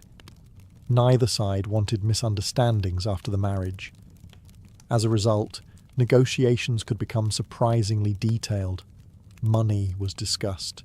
Property was discussed. Future responsibilities were discussed. Fortunately, most of this happened between parents and senior relatives, rather than the young couple themselves. Imagine being 16 years old and listening to half a dozen relatives debate legal obligations for 3 straight hours. Even medieval teenagers probably preferred literally anything else. Beyond finances, the families also discussed expectations. Would the couple live with the groom's parents? Would they establish a separate household? What responsibilities would each family continue to hold after the wedding? These questions mattered because marriage connected 2 extended families, not merely 2 individuals. Once agreements were reached, confidence in the match grew considerably. The proposal had moved beyond possibility. It was becoming a formal commitment. Only one major step remained before the couple could officially be considered engaged. The families needed to announce their agreement publicly, and that announcement often came during one of the most anticipated gatherings in the entire process, the engagement ceremony itself. After weeks of discussions, family visits, and negotiations, the moment finally arrived. The engagement could be announced. For the young couple, this marked the transition from possibility to expectation. The marriage had not yet taken place, but everyone now understood that the families had reached an agreement. Barring unexpected complications, the wedding would follow. In many parts of the Ottoman Empire, the engagement ceremony was a joyful social event that brought together relatives, neighbours, and close friends. The exact customs varied across the empire's enormous territory. What happened in Istanbul might differ from practices in Anatolia, the Balkans, Syria, or Egypt. Yet the basic purpose remained the same. The two families publicly declared their intention to unite. This public aspect was extremely important.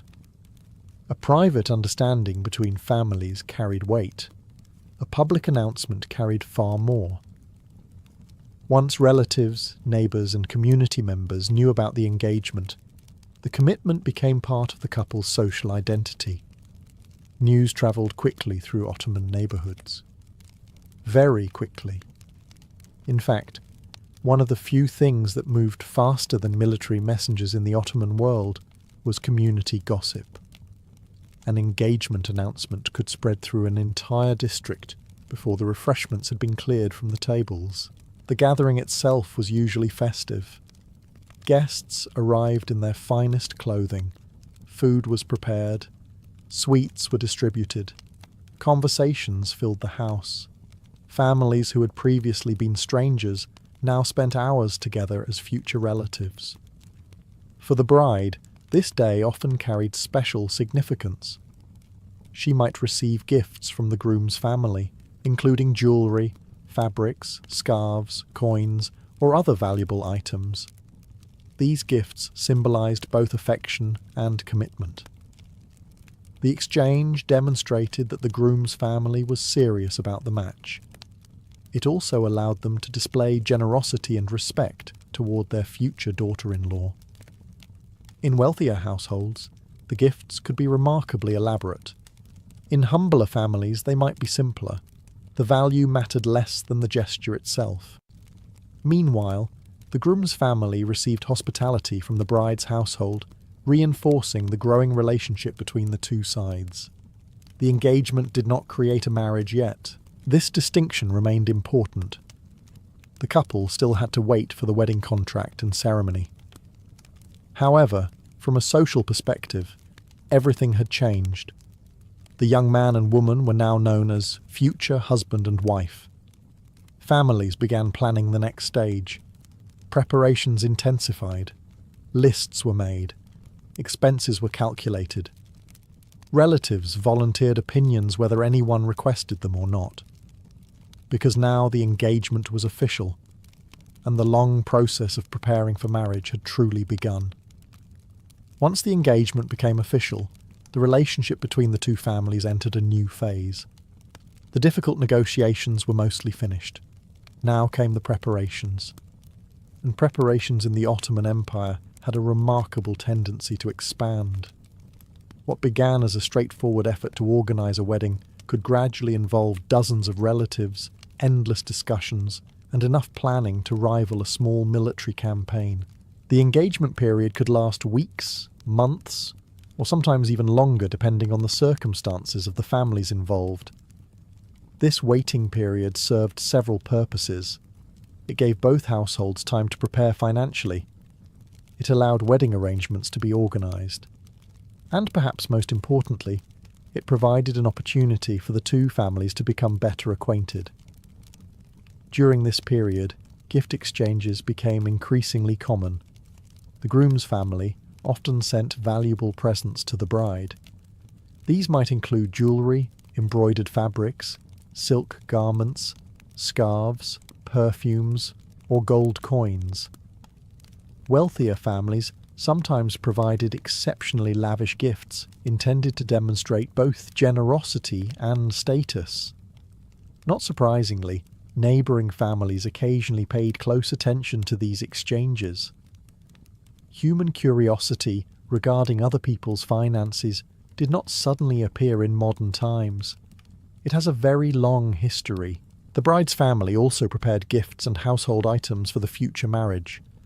Clothing, bedding, blankets, embroidered linens, carpets, cushions, and other domestic necessities were gradually assembled. Many of these items formed part of what was commonly known as the bride's trousseau. This collection represented years of preparation in some households. Young women often spent considerable time creating embroidered textiles and decorative items long before engagement was even discussed. Skills in sewing, embroidery, and household management were highly valued throughout much of Ottoman society. As the wedding approached, these carefully prepared possessions would eventually accompany the bride into her new home. The engagement period also brought increased social interaction between the families. Visits became more frequent, meals were shared, relationships strengthened. Future in-laws who had once been complete strangers gradually became part of each other's lives. Of course, this process was not always perfectly smooth. Occasional disagreements emerged regarding expenses, wedding plans, guest lists, or expectations. Anyone who has ever helped organise a large family event will find this development entirely unsurprising. Fortunately, most families worked hard to maintain harmony. The engagement represented a public commitment, and neither side wished to damage its reputation through unnecessary conflict. As preparations continued, another important question slowly moved to the forefront. Where would the newly married couple actually live? Because before the wedding could take place, a future household needed to be ready for its newest members. As the engagement period continued, attention gradually shifted toward one practical question that every Ottoman family eventually had to answer. Where would the newly married couple live? A wedding could be planned, gifts could be exchanged, relatives could celebrate, but unless the future household was ready, the marriage itself could not properly begin. For the groom, preparing a home was one of the most important responsibilities before the wedding.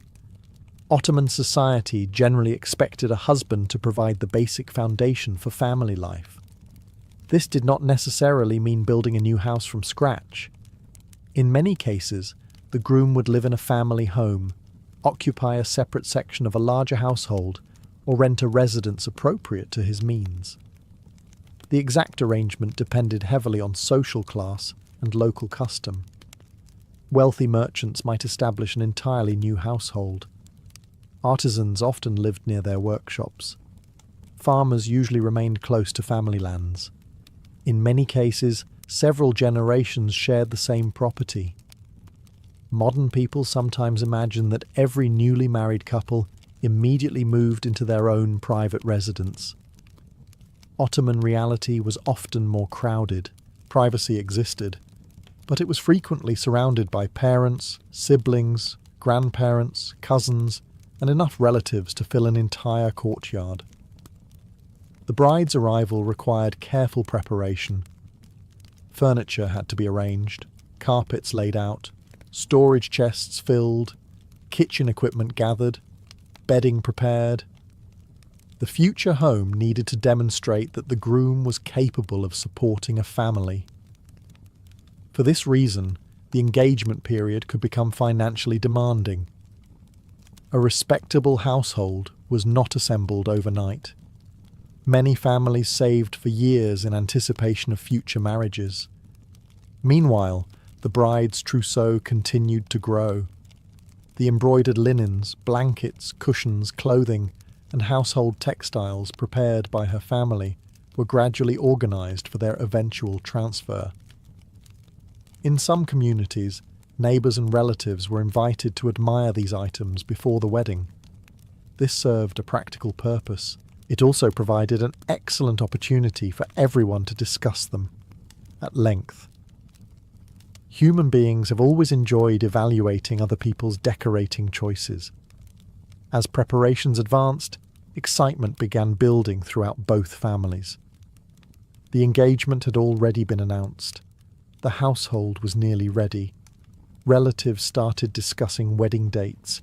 Guests anticipated invitations. Children looked forward to celebrations and sweets. The entire community understood what was coming next. The marriage itself was approaching, but before the festivities could begin, one final legal step remained. The union had to be formally recognised through the marriage contract, and that contract would transform an engagement into a binding commitment under Ottoman law. By the time the engagement period reached its final stages, most of the major decisions had already been made. The families had met. The proposal had been accepted. The gifts had been exchanged. The household was nearly ready. Now only one crucial step remained before the wedding could take place. The marriage contract. In the Ottoman Empire, marriage was not simply a religious or social event. It was also a legal agreement recognised by Islamic law and often recorded by local courts. This legal foundation provided structure and protection for both husband and wife. Without the contract, there was no marriage. The ceremony surrounding the contract varied depending on region, social class, and local traditions, but certain elements remained remarkably consistent throughout the empire. One of the most important requirements was consent. Contrary to many modern assumptions, Islamic law required the agreement of the bride and groom for a valid marriage. While family influence could be powerful, and social pressure certainly existed, legal scholars generally emphasized that marriage could not simply be imposed without consent. This principle became especially important during the contract process. Witnesses were present, terms were clarified, agreements were confirmed. The mayor that had been negotiated earlier was formally included. Everything needed to be clear. Ottoman judges, known as qadis, often recorded marriage agreements in official registers.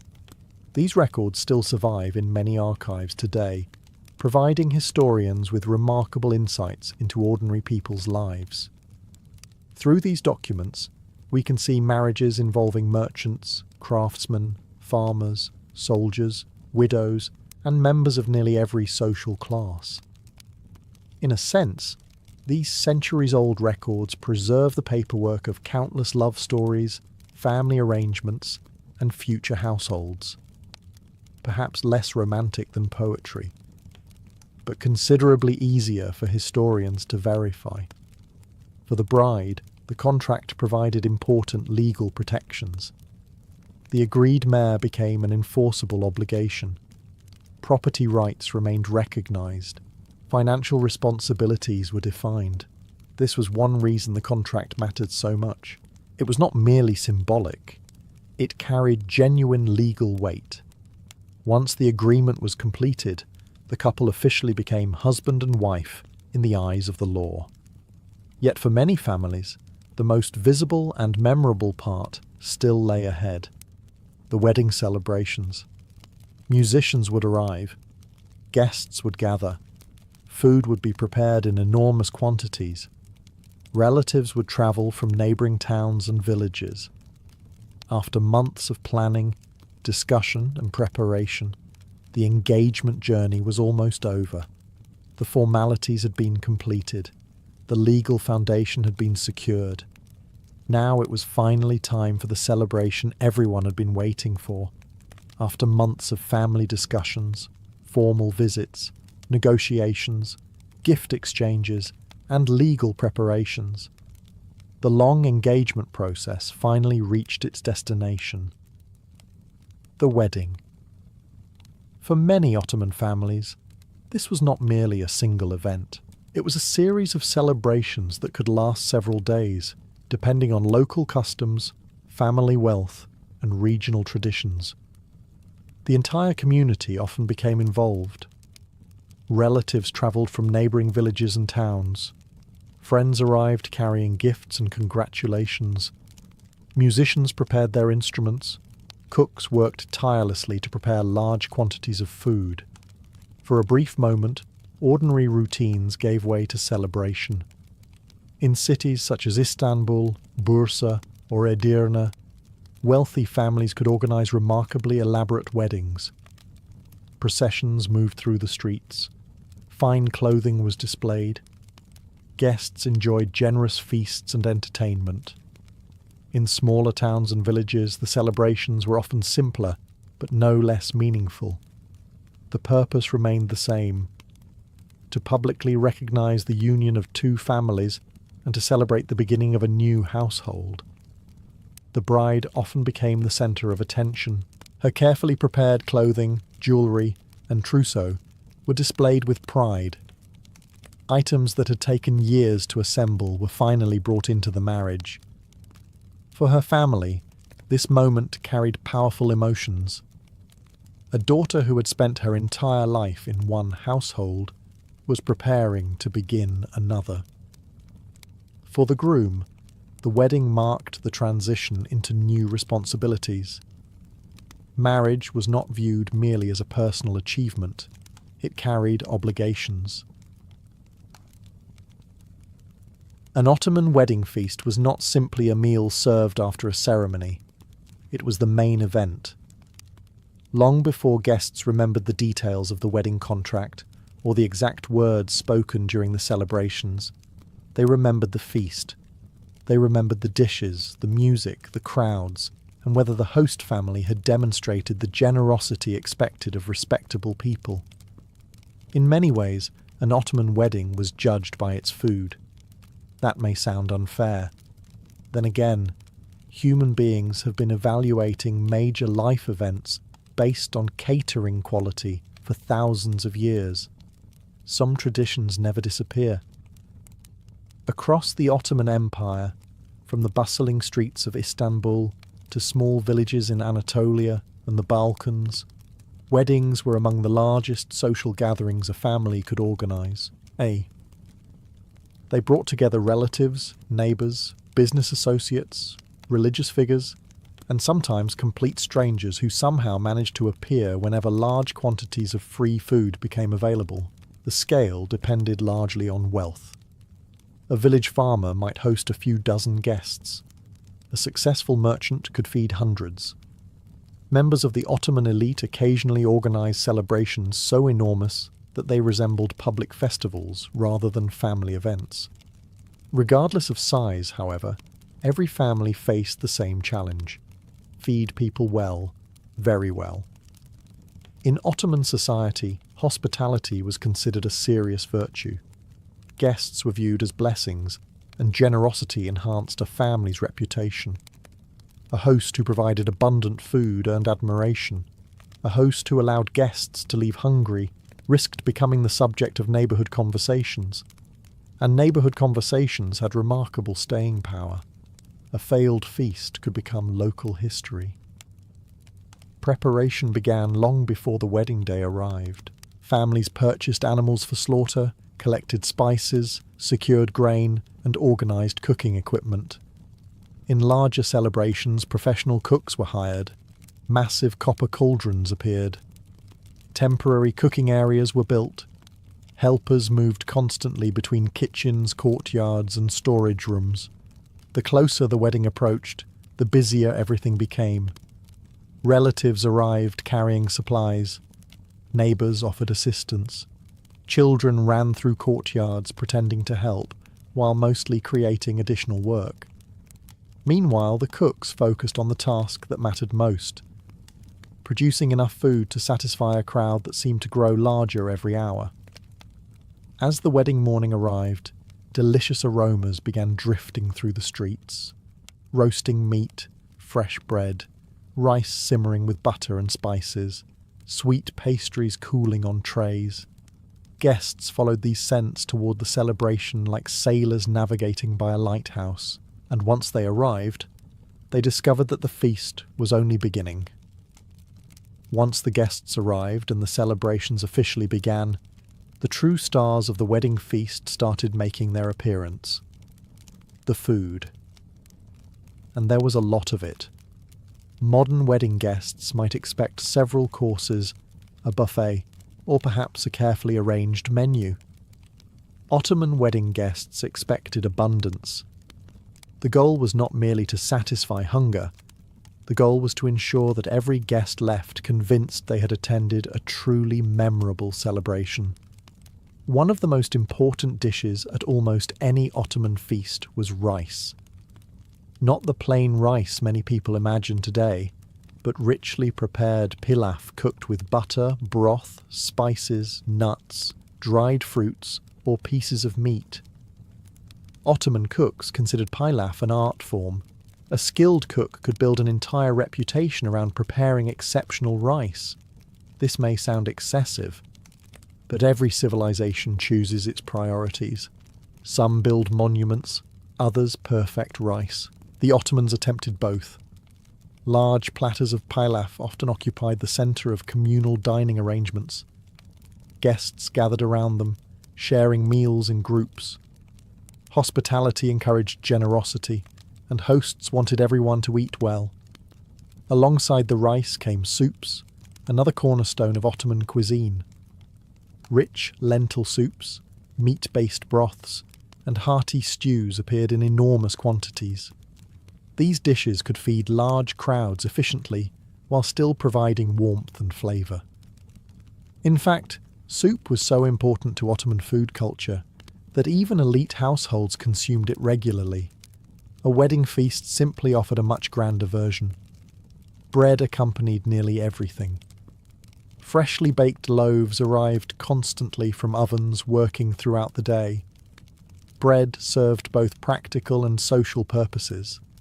It filled stomachs, complemented other dishes, and ensured that even guests arriving late could find something satisfying to eat. Then came the meat.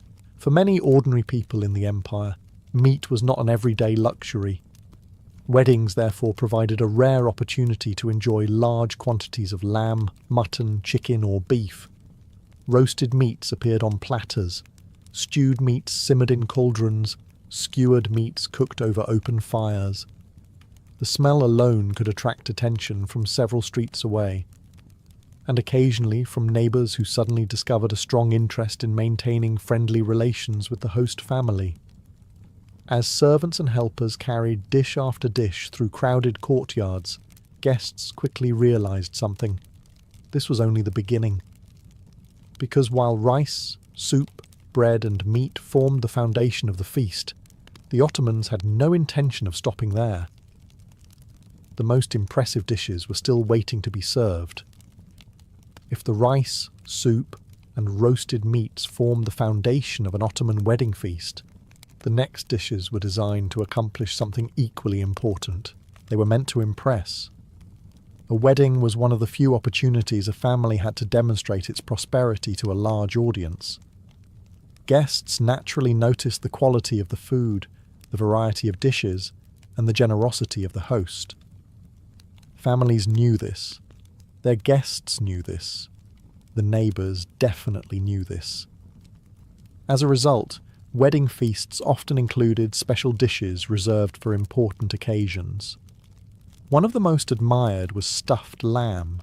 In wealthier households, entire lambs could be prepared with fillings of rice, nuts, spices, dried fruits, and herbs. The presentation alone created excitement. When such a dish appeared, conversations often paused as guests admired the effort involved. And in a society that appreciated culinary skill, admiration was almost as important as appetite. The Ottomans loved combining sweet and savoury flavours in ways that surprise many modern diners. Wedding guests might encounter meat cooked with apricots, raisins, figs, or plums. Cinnamon sometimes appeared in dishes where modern people would never expect to find it. To Ottoman cooks, these combinations represented sophistication. To some first-time guests, they probably represented confusion. Fortunately, confusion tends to disappear quickly when the food tastes good. Another popular feature of large feasts was the variety of stews. Huge copper cauldrons simmered throughout the day, producing rich dishes flavoured with onions, garlic, spices, and slow-cooked meat. These stews could feed enormous numbers of people while maintaining the rich flavours guests expected from a major celebration. The preparation required significant effort. Cooks often worked through the night before the feast. Assistants chopped vegetables, carried water, maintained fires, and stirred massive pots for hours. In the largest celebrations, entire teams coordinated the cooking operation. The kitchen sometimes resembled a military headquarters, except with fewer swords and considerably more onions. Guests also enjoyed seasonal specialties. Fresh vegetables, fruits, nuts, and local delicacies appeared depending on the region and time of year. A wedding in Anatolia might feature somewhat different dishes than a celebration in Syria, Egypt, or the Balkans, but the principle remained the same: abundance, variety, generosity. The feast was intended to make guests feel honoured, and as plate after plate continued arriving, most certainly did. Yet despite all the attention given to meat, rice, and elaborate main courses, everyone understood there was another part of the meal many guests anticipated even more eagerly: the sweets. Because no Ottoman wedding feast was complete without desserts capable of making an already satisfied guest somehow find room for another serving.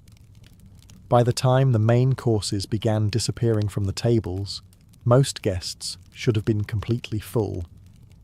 The problem was that Ottoman wedding hosts had absolutely no intention of stopping there. Now came the sweets, and refusing sweets at an Ottoman celebration was often much harder than refusing a second serving of meat. A polite guest might insist he could not possibly eat another bite. The host would politely insist that he absolutely could. This discussion could continue for quite some time. Desserts occupied a special place in Ottoman food culture. The empire inherited culinary traditions from Central Asia, Persia, the Arab world, Anatolia, and the Balkans, creating one of the richest dessert traditions anywhere in the early modern world. Wedding feasts provided the perfect opportunity to display it. One of the most beloved treats was baklava. Layer upon layer of delicate pastry surrounded chopped nuts and sweet syrup, creating a dessert so famous that centuries later, people are still arguing about who makes it best. Some debates never truly end. Large trays of baklava appeared at important celebrations, often cut into carefully shaped portions and distributed among guests. Wealthier families sometimes ordered enormous quantities to ensure nobody left disappointed. Then there was helva. Prepared in numerous varieties throughout the empire, helva could be made from flour, semolina, honey, sugar, butter, or nuts depending on local traditions. It appeared at weddings, religious celebrations, and family gatherings across Ottoman society. For many guests, no feast felt complete without it. Other sweets followed: fruit preserves, candied nuts, honey-soaked pastries, sweet cakes flavoured with rosewater or citrus, dried fruits imported from distant provinces. The variety itself became part of the spectacle. A wealthy host wanted guests to see abundance wherever they looked. Sugar represented luxury for much of Ottoman history, making elaborate desserts a visible sign of prosperity. When tables overflowed with sweets, guests understood the message immediately. This family had spared no expense. Children naturally benefited the most from this portion of the feast. While adults discussed marriages, politics, business, and family affairs, younger guests often focused on the dessert trays with remarkable concentration. Future generations may change technology, language, and fashion, but children locating sweets at public gatherings remains one of humanity's most consistent skills. As the dessert circulated through the crowd, conversation grew livelier. Guests relaxed, laughter spread, musicians prepared for the next phase of the celebration. Because the wedding feast was never only about eating, the food brought people together, the entertainment kept them there. And as evening approached, the sounds of music, singing and celebration began to take over from the clatter of dishes and serving trays. Once the feast had satisfied everyone's appetite, the wedding entered a new stage. Now it was time to entertain the guests. An Ottoman wedding was never designed to be a quiet gathering where people ate politely and went home early. These celebrations often lasted for hours, sometimes days, and required enough entertainment to keep hundreds of people engaged. Fortunately, the Ottomans excelled at public celebrations. Music formed the heart of the festivities. Musicians arrived carrying drums, flutes, lutes, tambourines, and various regional instruments. Depending on the location, guests might hear the powerful sound of the zurna, a piercing woodwind instrument capable of being heard across an entire neighbourhood, accompanied by large drums whose rhythm could be felt almost as much as heard. Quiet was not the objective. Making sure everyone knew a wedding was taking place certainly was. As the music began, the atmosphere transformed. Guests who had spent the feast discussing family matters suddenly found themselves clapping to the rhythm. Children danced freely. Young men gathered together in energetic group dances. Older guests smiled while pretending they had no interest in joining. Many eventually joined anyway. Traditional dances varied enormously across the Ottoman Empire. The empire stretched across 3 continents and included dozens of cultures, languages, and local customs. A wedding in Bosnia looked different from a wedding in Anatolia. A celebration in Syria differed from one in Albania or Greece. Yet music remained universal. Every community brought its own songs and dances to the occasion. Professional entertainers also appeared at wealthier weddings. Storytellers performed humorous tales, poets recited verses, musicians demonstrated their skills, acrobats occasionally entertained crowds with remarkable displays of balance and agility. Some imperial celebrations even included jugglers, animal performances, mock battles, and elaborate spectacles designed to impress visitors. The goal was simple: keep people talking about the wedding long after it ended. Laughter became an important part of the celebration. Friends teased one another. Relatives exchanged stories. Old family memories resurfaced. The wedding was one of the rare occasions when multiple generations gathered in the same place, creating opportunities for connection that might not happen again for years. Meanwhile, the bride and groom remained at the centre of attention. Every song, every dance, and every cheer ultimately celebrated their union. The feast had brought everyone together. The entertainment transformed the gathering into a celebration. And as the evening continued, the crowd kept growing. Because some of the most important guests were still arriving, guests whose presence mattered almost as much as the food itself. No matter how impressive the food was or how talented the musicians might be, an Ottoman wedding feast depended on one thing above all else: the guests.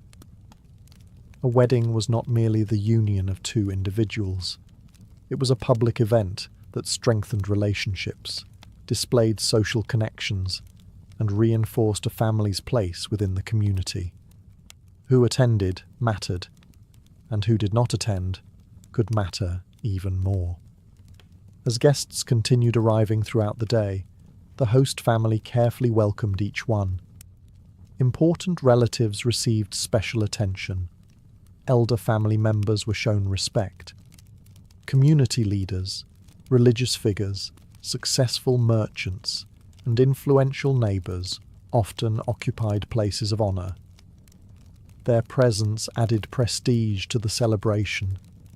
A wedding attended by respected members of the community reflected positively on the families involved. In many Ottoman towns, invitations extended far beyond close relatives. Friends, business partners, neighbours, former associates, and distant cousins all found their way to the feast. And Ottoman families had a remarkable number of cousins. Some appeared to emerge from branches of the family tree nobody had examined for decades. Yet somehow they always arrived in time for dinner. Hospitality required that they be welcomed warmly. The larger the gathering, the greater the honour. This generosity served an important purpose. Weddings strengthened social bonds. Guests attended not only to celebrate, but also to demonstrate support for the newly formed household. Relationships were renewed. Friendships were reinforced. Business connections were maintained. A wedding could function as a social gathering, family reunion, and networking event all at once. The wealthier celebrations sometimes attracted government officials, military officers, prominent scholars, or members of the local elite. In the imperial capital, weddings involving important families occasionally became significant public events that drew attention far beyond the immediate circle of relatives. Ordinary weddings were naturally smaller, but the principle remained identical. People came together. Communities gathered. Connections were strengthened. The seating arrangements themselves often reflected social customs. Elders received respect. Honoured guests occupied prominent places. Younger attendees generally understood where they belonged, at least most of the time. Every large family gathering throughout history has contained at least one person determined to sit somewhere inappropriate. Human nature remains wonderfully consistent. As conversations filled the courtyards and halls, the wedding became more than a feast. It became a display of community itself. People who might not meet again for months shared food, stories, laughter, and memories. And for the host family, seeing so many guests gathered together was deeply satisfying. Because in Ottoman society, generosity was measured not only by what was served, it was measured by how many people came to enjoy it. While ordinary Ottoman families hosted impressive wedding feasts, the celebrations organised by the imperial court operated on an entirely different scale. These were not simply weddings, they were public spectacles. When members of the Ottoman dynasty married, the festivities could continue for days or even weeks. Entire sections of cities transformed into celebration grounds. Temporary structures appeared. Markets became crowded. Travellers arrived from distant provinces hoping to witness the events. The empire itself seemed to pause and join the party. One of the most famous examples occurred during the reign of Sultan Murad III in the late 16th century. The circumcision festival held for his son became one of the grandest celebrations in Ottoman history. Although not technically a wedding, it demonstrated the extraordinary scale of imperial feasting and entertainment. Thousands upon thousands of guests attended. Foreign ambassadors observed the festivities with amazement. Huge quantities of food were distributed to soldiers, officials, scholars, craftsmen, and ordinary citizens. For days, cooks worked almost continuously. Massive cauldrons lined the celebration grounds. Bread, rice, meat, sweets, and countless other dishes flowed through the city. The goal extended beyond hospitality. These celebrations displayed imperial power. The message was clear. The Ottoman dynasty possessed enough wealth and resources to feed enormous crowds, while simultaneously funding music, performances, and public spectacles. It was political theatre served alongside dinner. And unlike many political events, people generally left satisfied. Entertainment reached extraordinary levels as well. Acrobats performed daring feats, Wrestlers competed before cheering crowds. Storytellers entertained audiences for hours. Musicians played throughout the festivities. Fireworks illuminated the night sky in later centuries. Foreign visitors frequently recorded their astonishment at what they witnessed. Many had never seen celebrations on such a scale. Even the presentation of food became a spectacle. Servants carried enormous trays through crowded areas. Special dishes were prepared specifically for elite guests. The logistics alone required careful planning. Moving enough food to feed thousands of people without creating complete chaos was an achievement worthy of its own celebration. Fortunately, Ottoman administrators possessed considerable experience managing large operations. Empires tend to develop that skill. These grand events influenced wedding traditions throughout society. Wealthier families often imitated aspects of imperial celebrations whenever possible. Few could match the resources of the sultans. Many certainly tried. Yet regardless of whether a wedding took place in a palace or a village courtyard, one thing remained constant. The feast was about more than food. It was about generosity. And nowhere was that generosity more visible than in the tradition of feeding people far beyond the guest list itself. For many Ottoman families, the wedding feast was not limited to invited guests. In fact, one of the greatest signs of generosity was feeding people who had never received an invitation at all. This might seem unusual today. Modern weddings often involve carefully counted guest lists, assigned seating, and detailed calculations about how many meals need to be ordered. Ottoman celebrations frequently operated according to a different philosophy. If food remained available and hungry people were nearby, they should be fed. This attitude was especially visible during large weddings hosted by wealthy families, local notables, and members of the imperial elite. Huge quantities of food were prepared specifically because hosts expected more people to appear than originally planned. And they usually did. Neighbours stopped by. Travellers passed through. Poor families heard about the celebration. Curious spectators gathered near the festivities. Before long, the feast extended well beyond the original guest list. In Ottoman culture, hospitality carried both social and religious importance. Feeding others was considered a virtuous act. Weddings therefore became opportunities not only to celebrate a marriage, but also to demonstrate generosity toward the wider community. Large cauldrons of soup might be distributed to crowds. Bread could be handed out freely. Rice dishes and meat stews were sometimes prepared in such quantities that entire neighbourhoods benefited from the celebration. For poorer members of society, wedding feasts occasionally provided one of the best meals they would eat all year. This reality was particularly important in times and places where meat remained relatively expensive. A wedding might offer foods that many people rarely enjoyed in ordinary life. The host family gained respect. The community benefited. Everyone generally considered this a good arrangement. Of course, feeding large numbers of unexpected guests required careful planning. Cooks needed reserves. Servants needed organisation. Supplies needed to be abundant. Running out of food was one of the worst outcomes imaginable. Guests could forgive many things. An empty serving tray was much harder to overlook. The fear of this embarrassment encouraged hosts to prepare far more food than they believed necessary. Better to have leftovers than stories. Stories lasted for years. Food disappeared in minutes.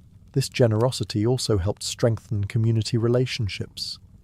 People remembered which families treated others kindly during important occasions. Acts of hospitality created goodwill that often lasted long after the wedding ended. As the feast continued into the evening, guests, neighbours, and visitors all shared the same food and celebrations. The wedding had become something larger than a family event.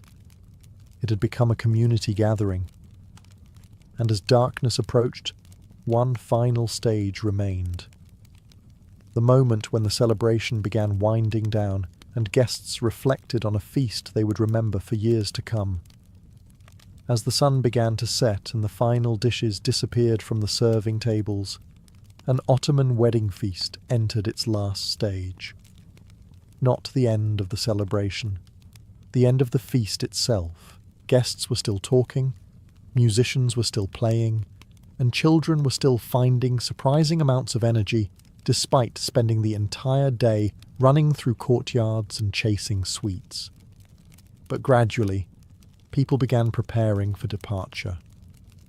And this was the moment when a wedding success became clear, not through official announcements, not through accounting records, but through conversation.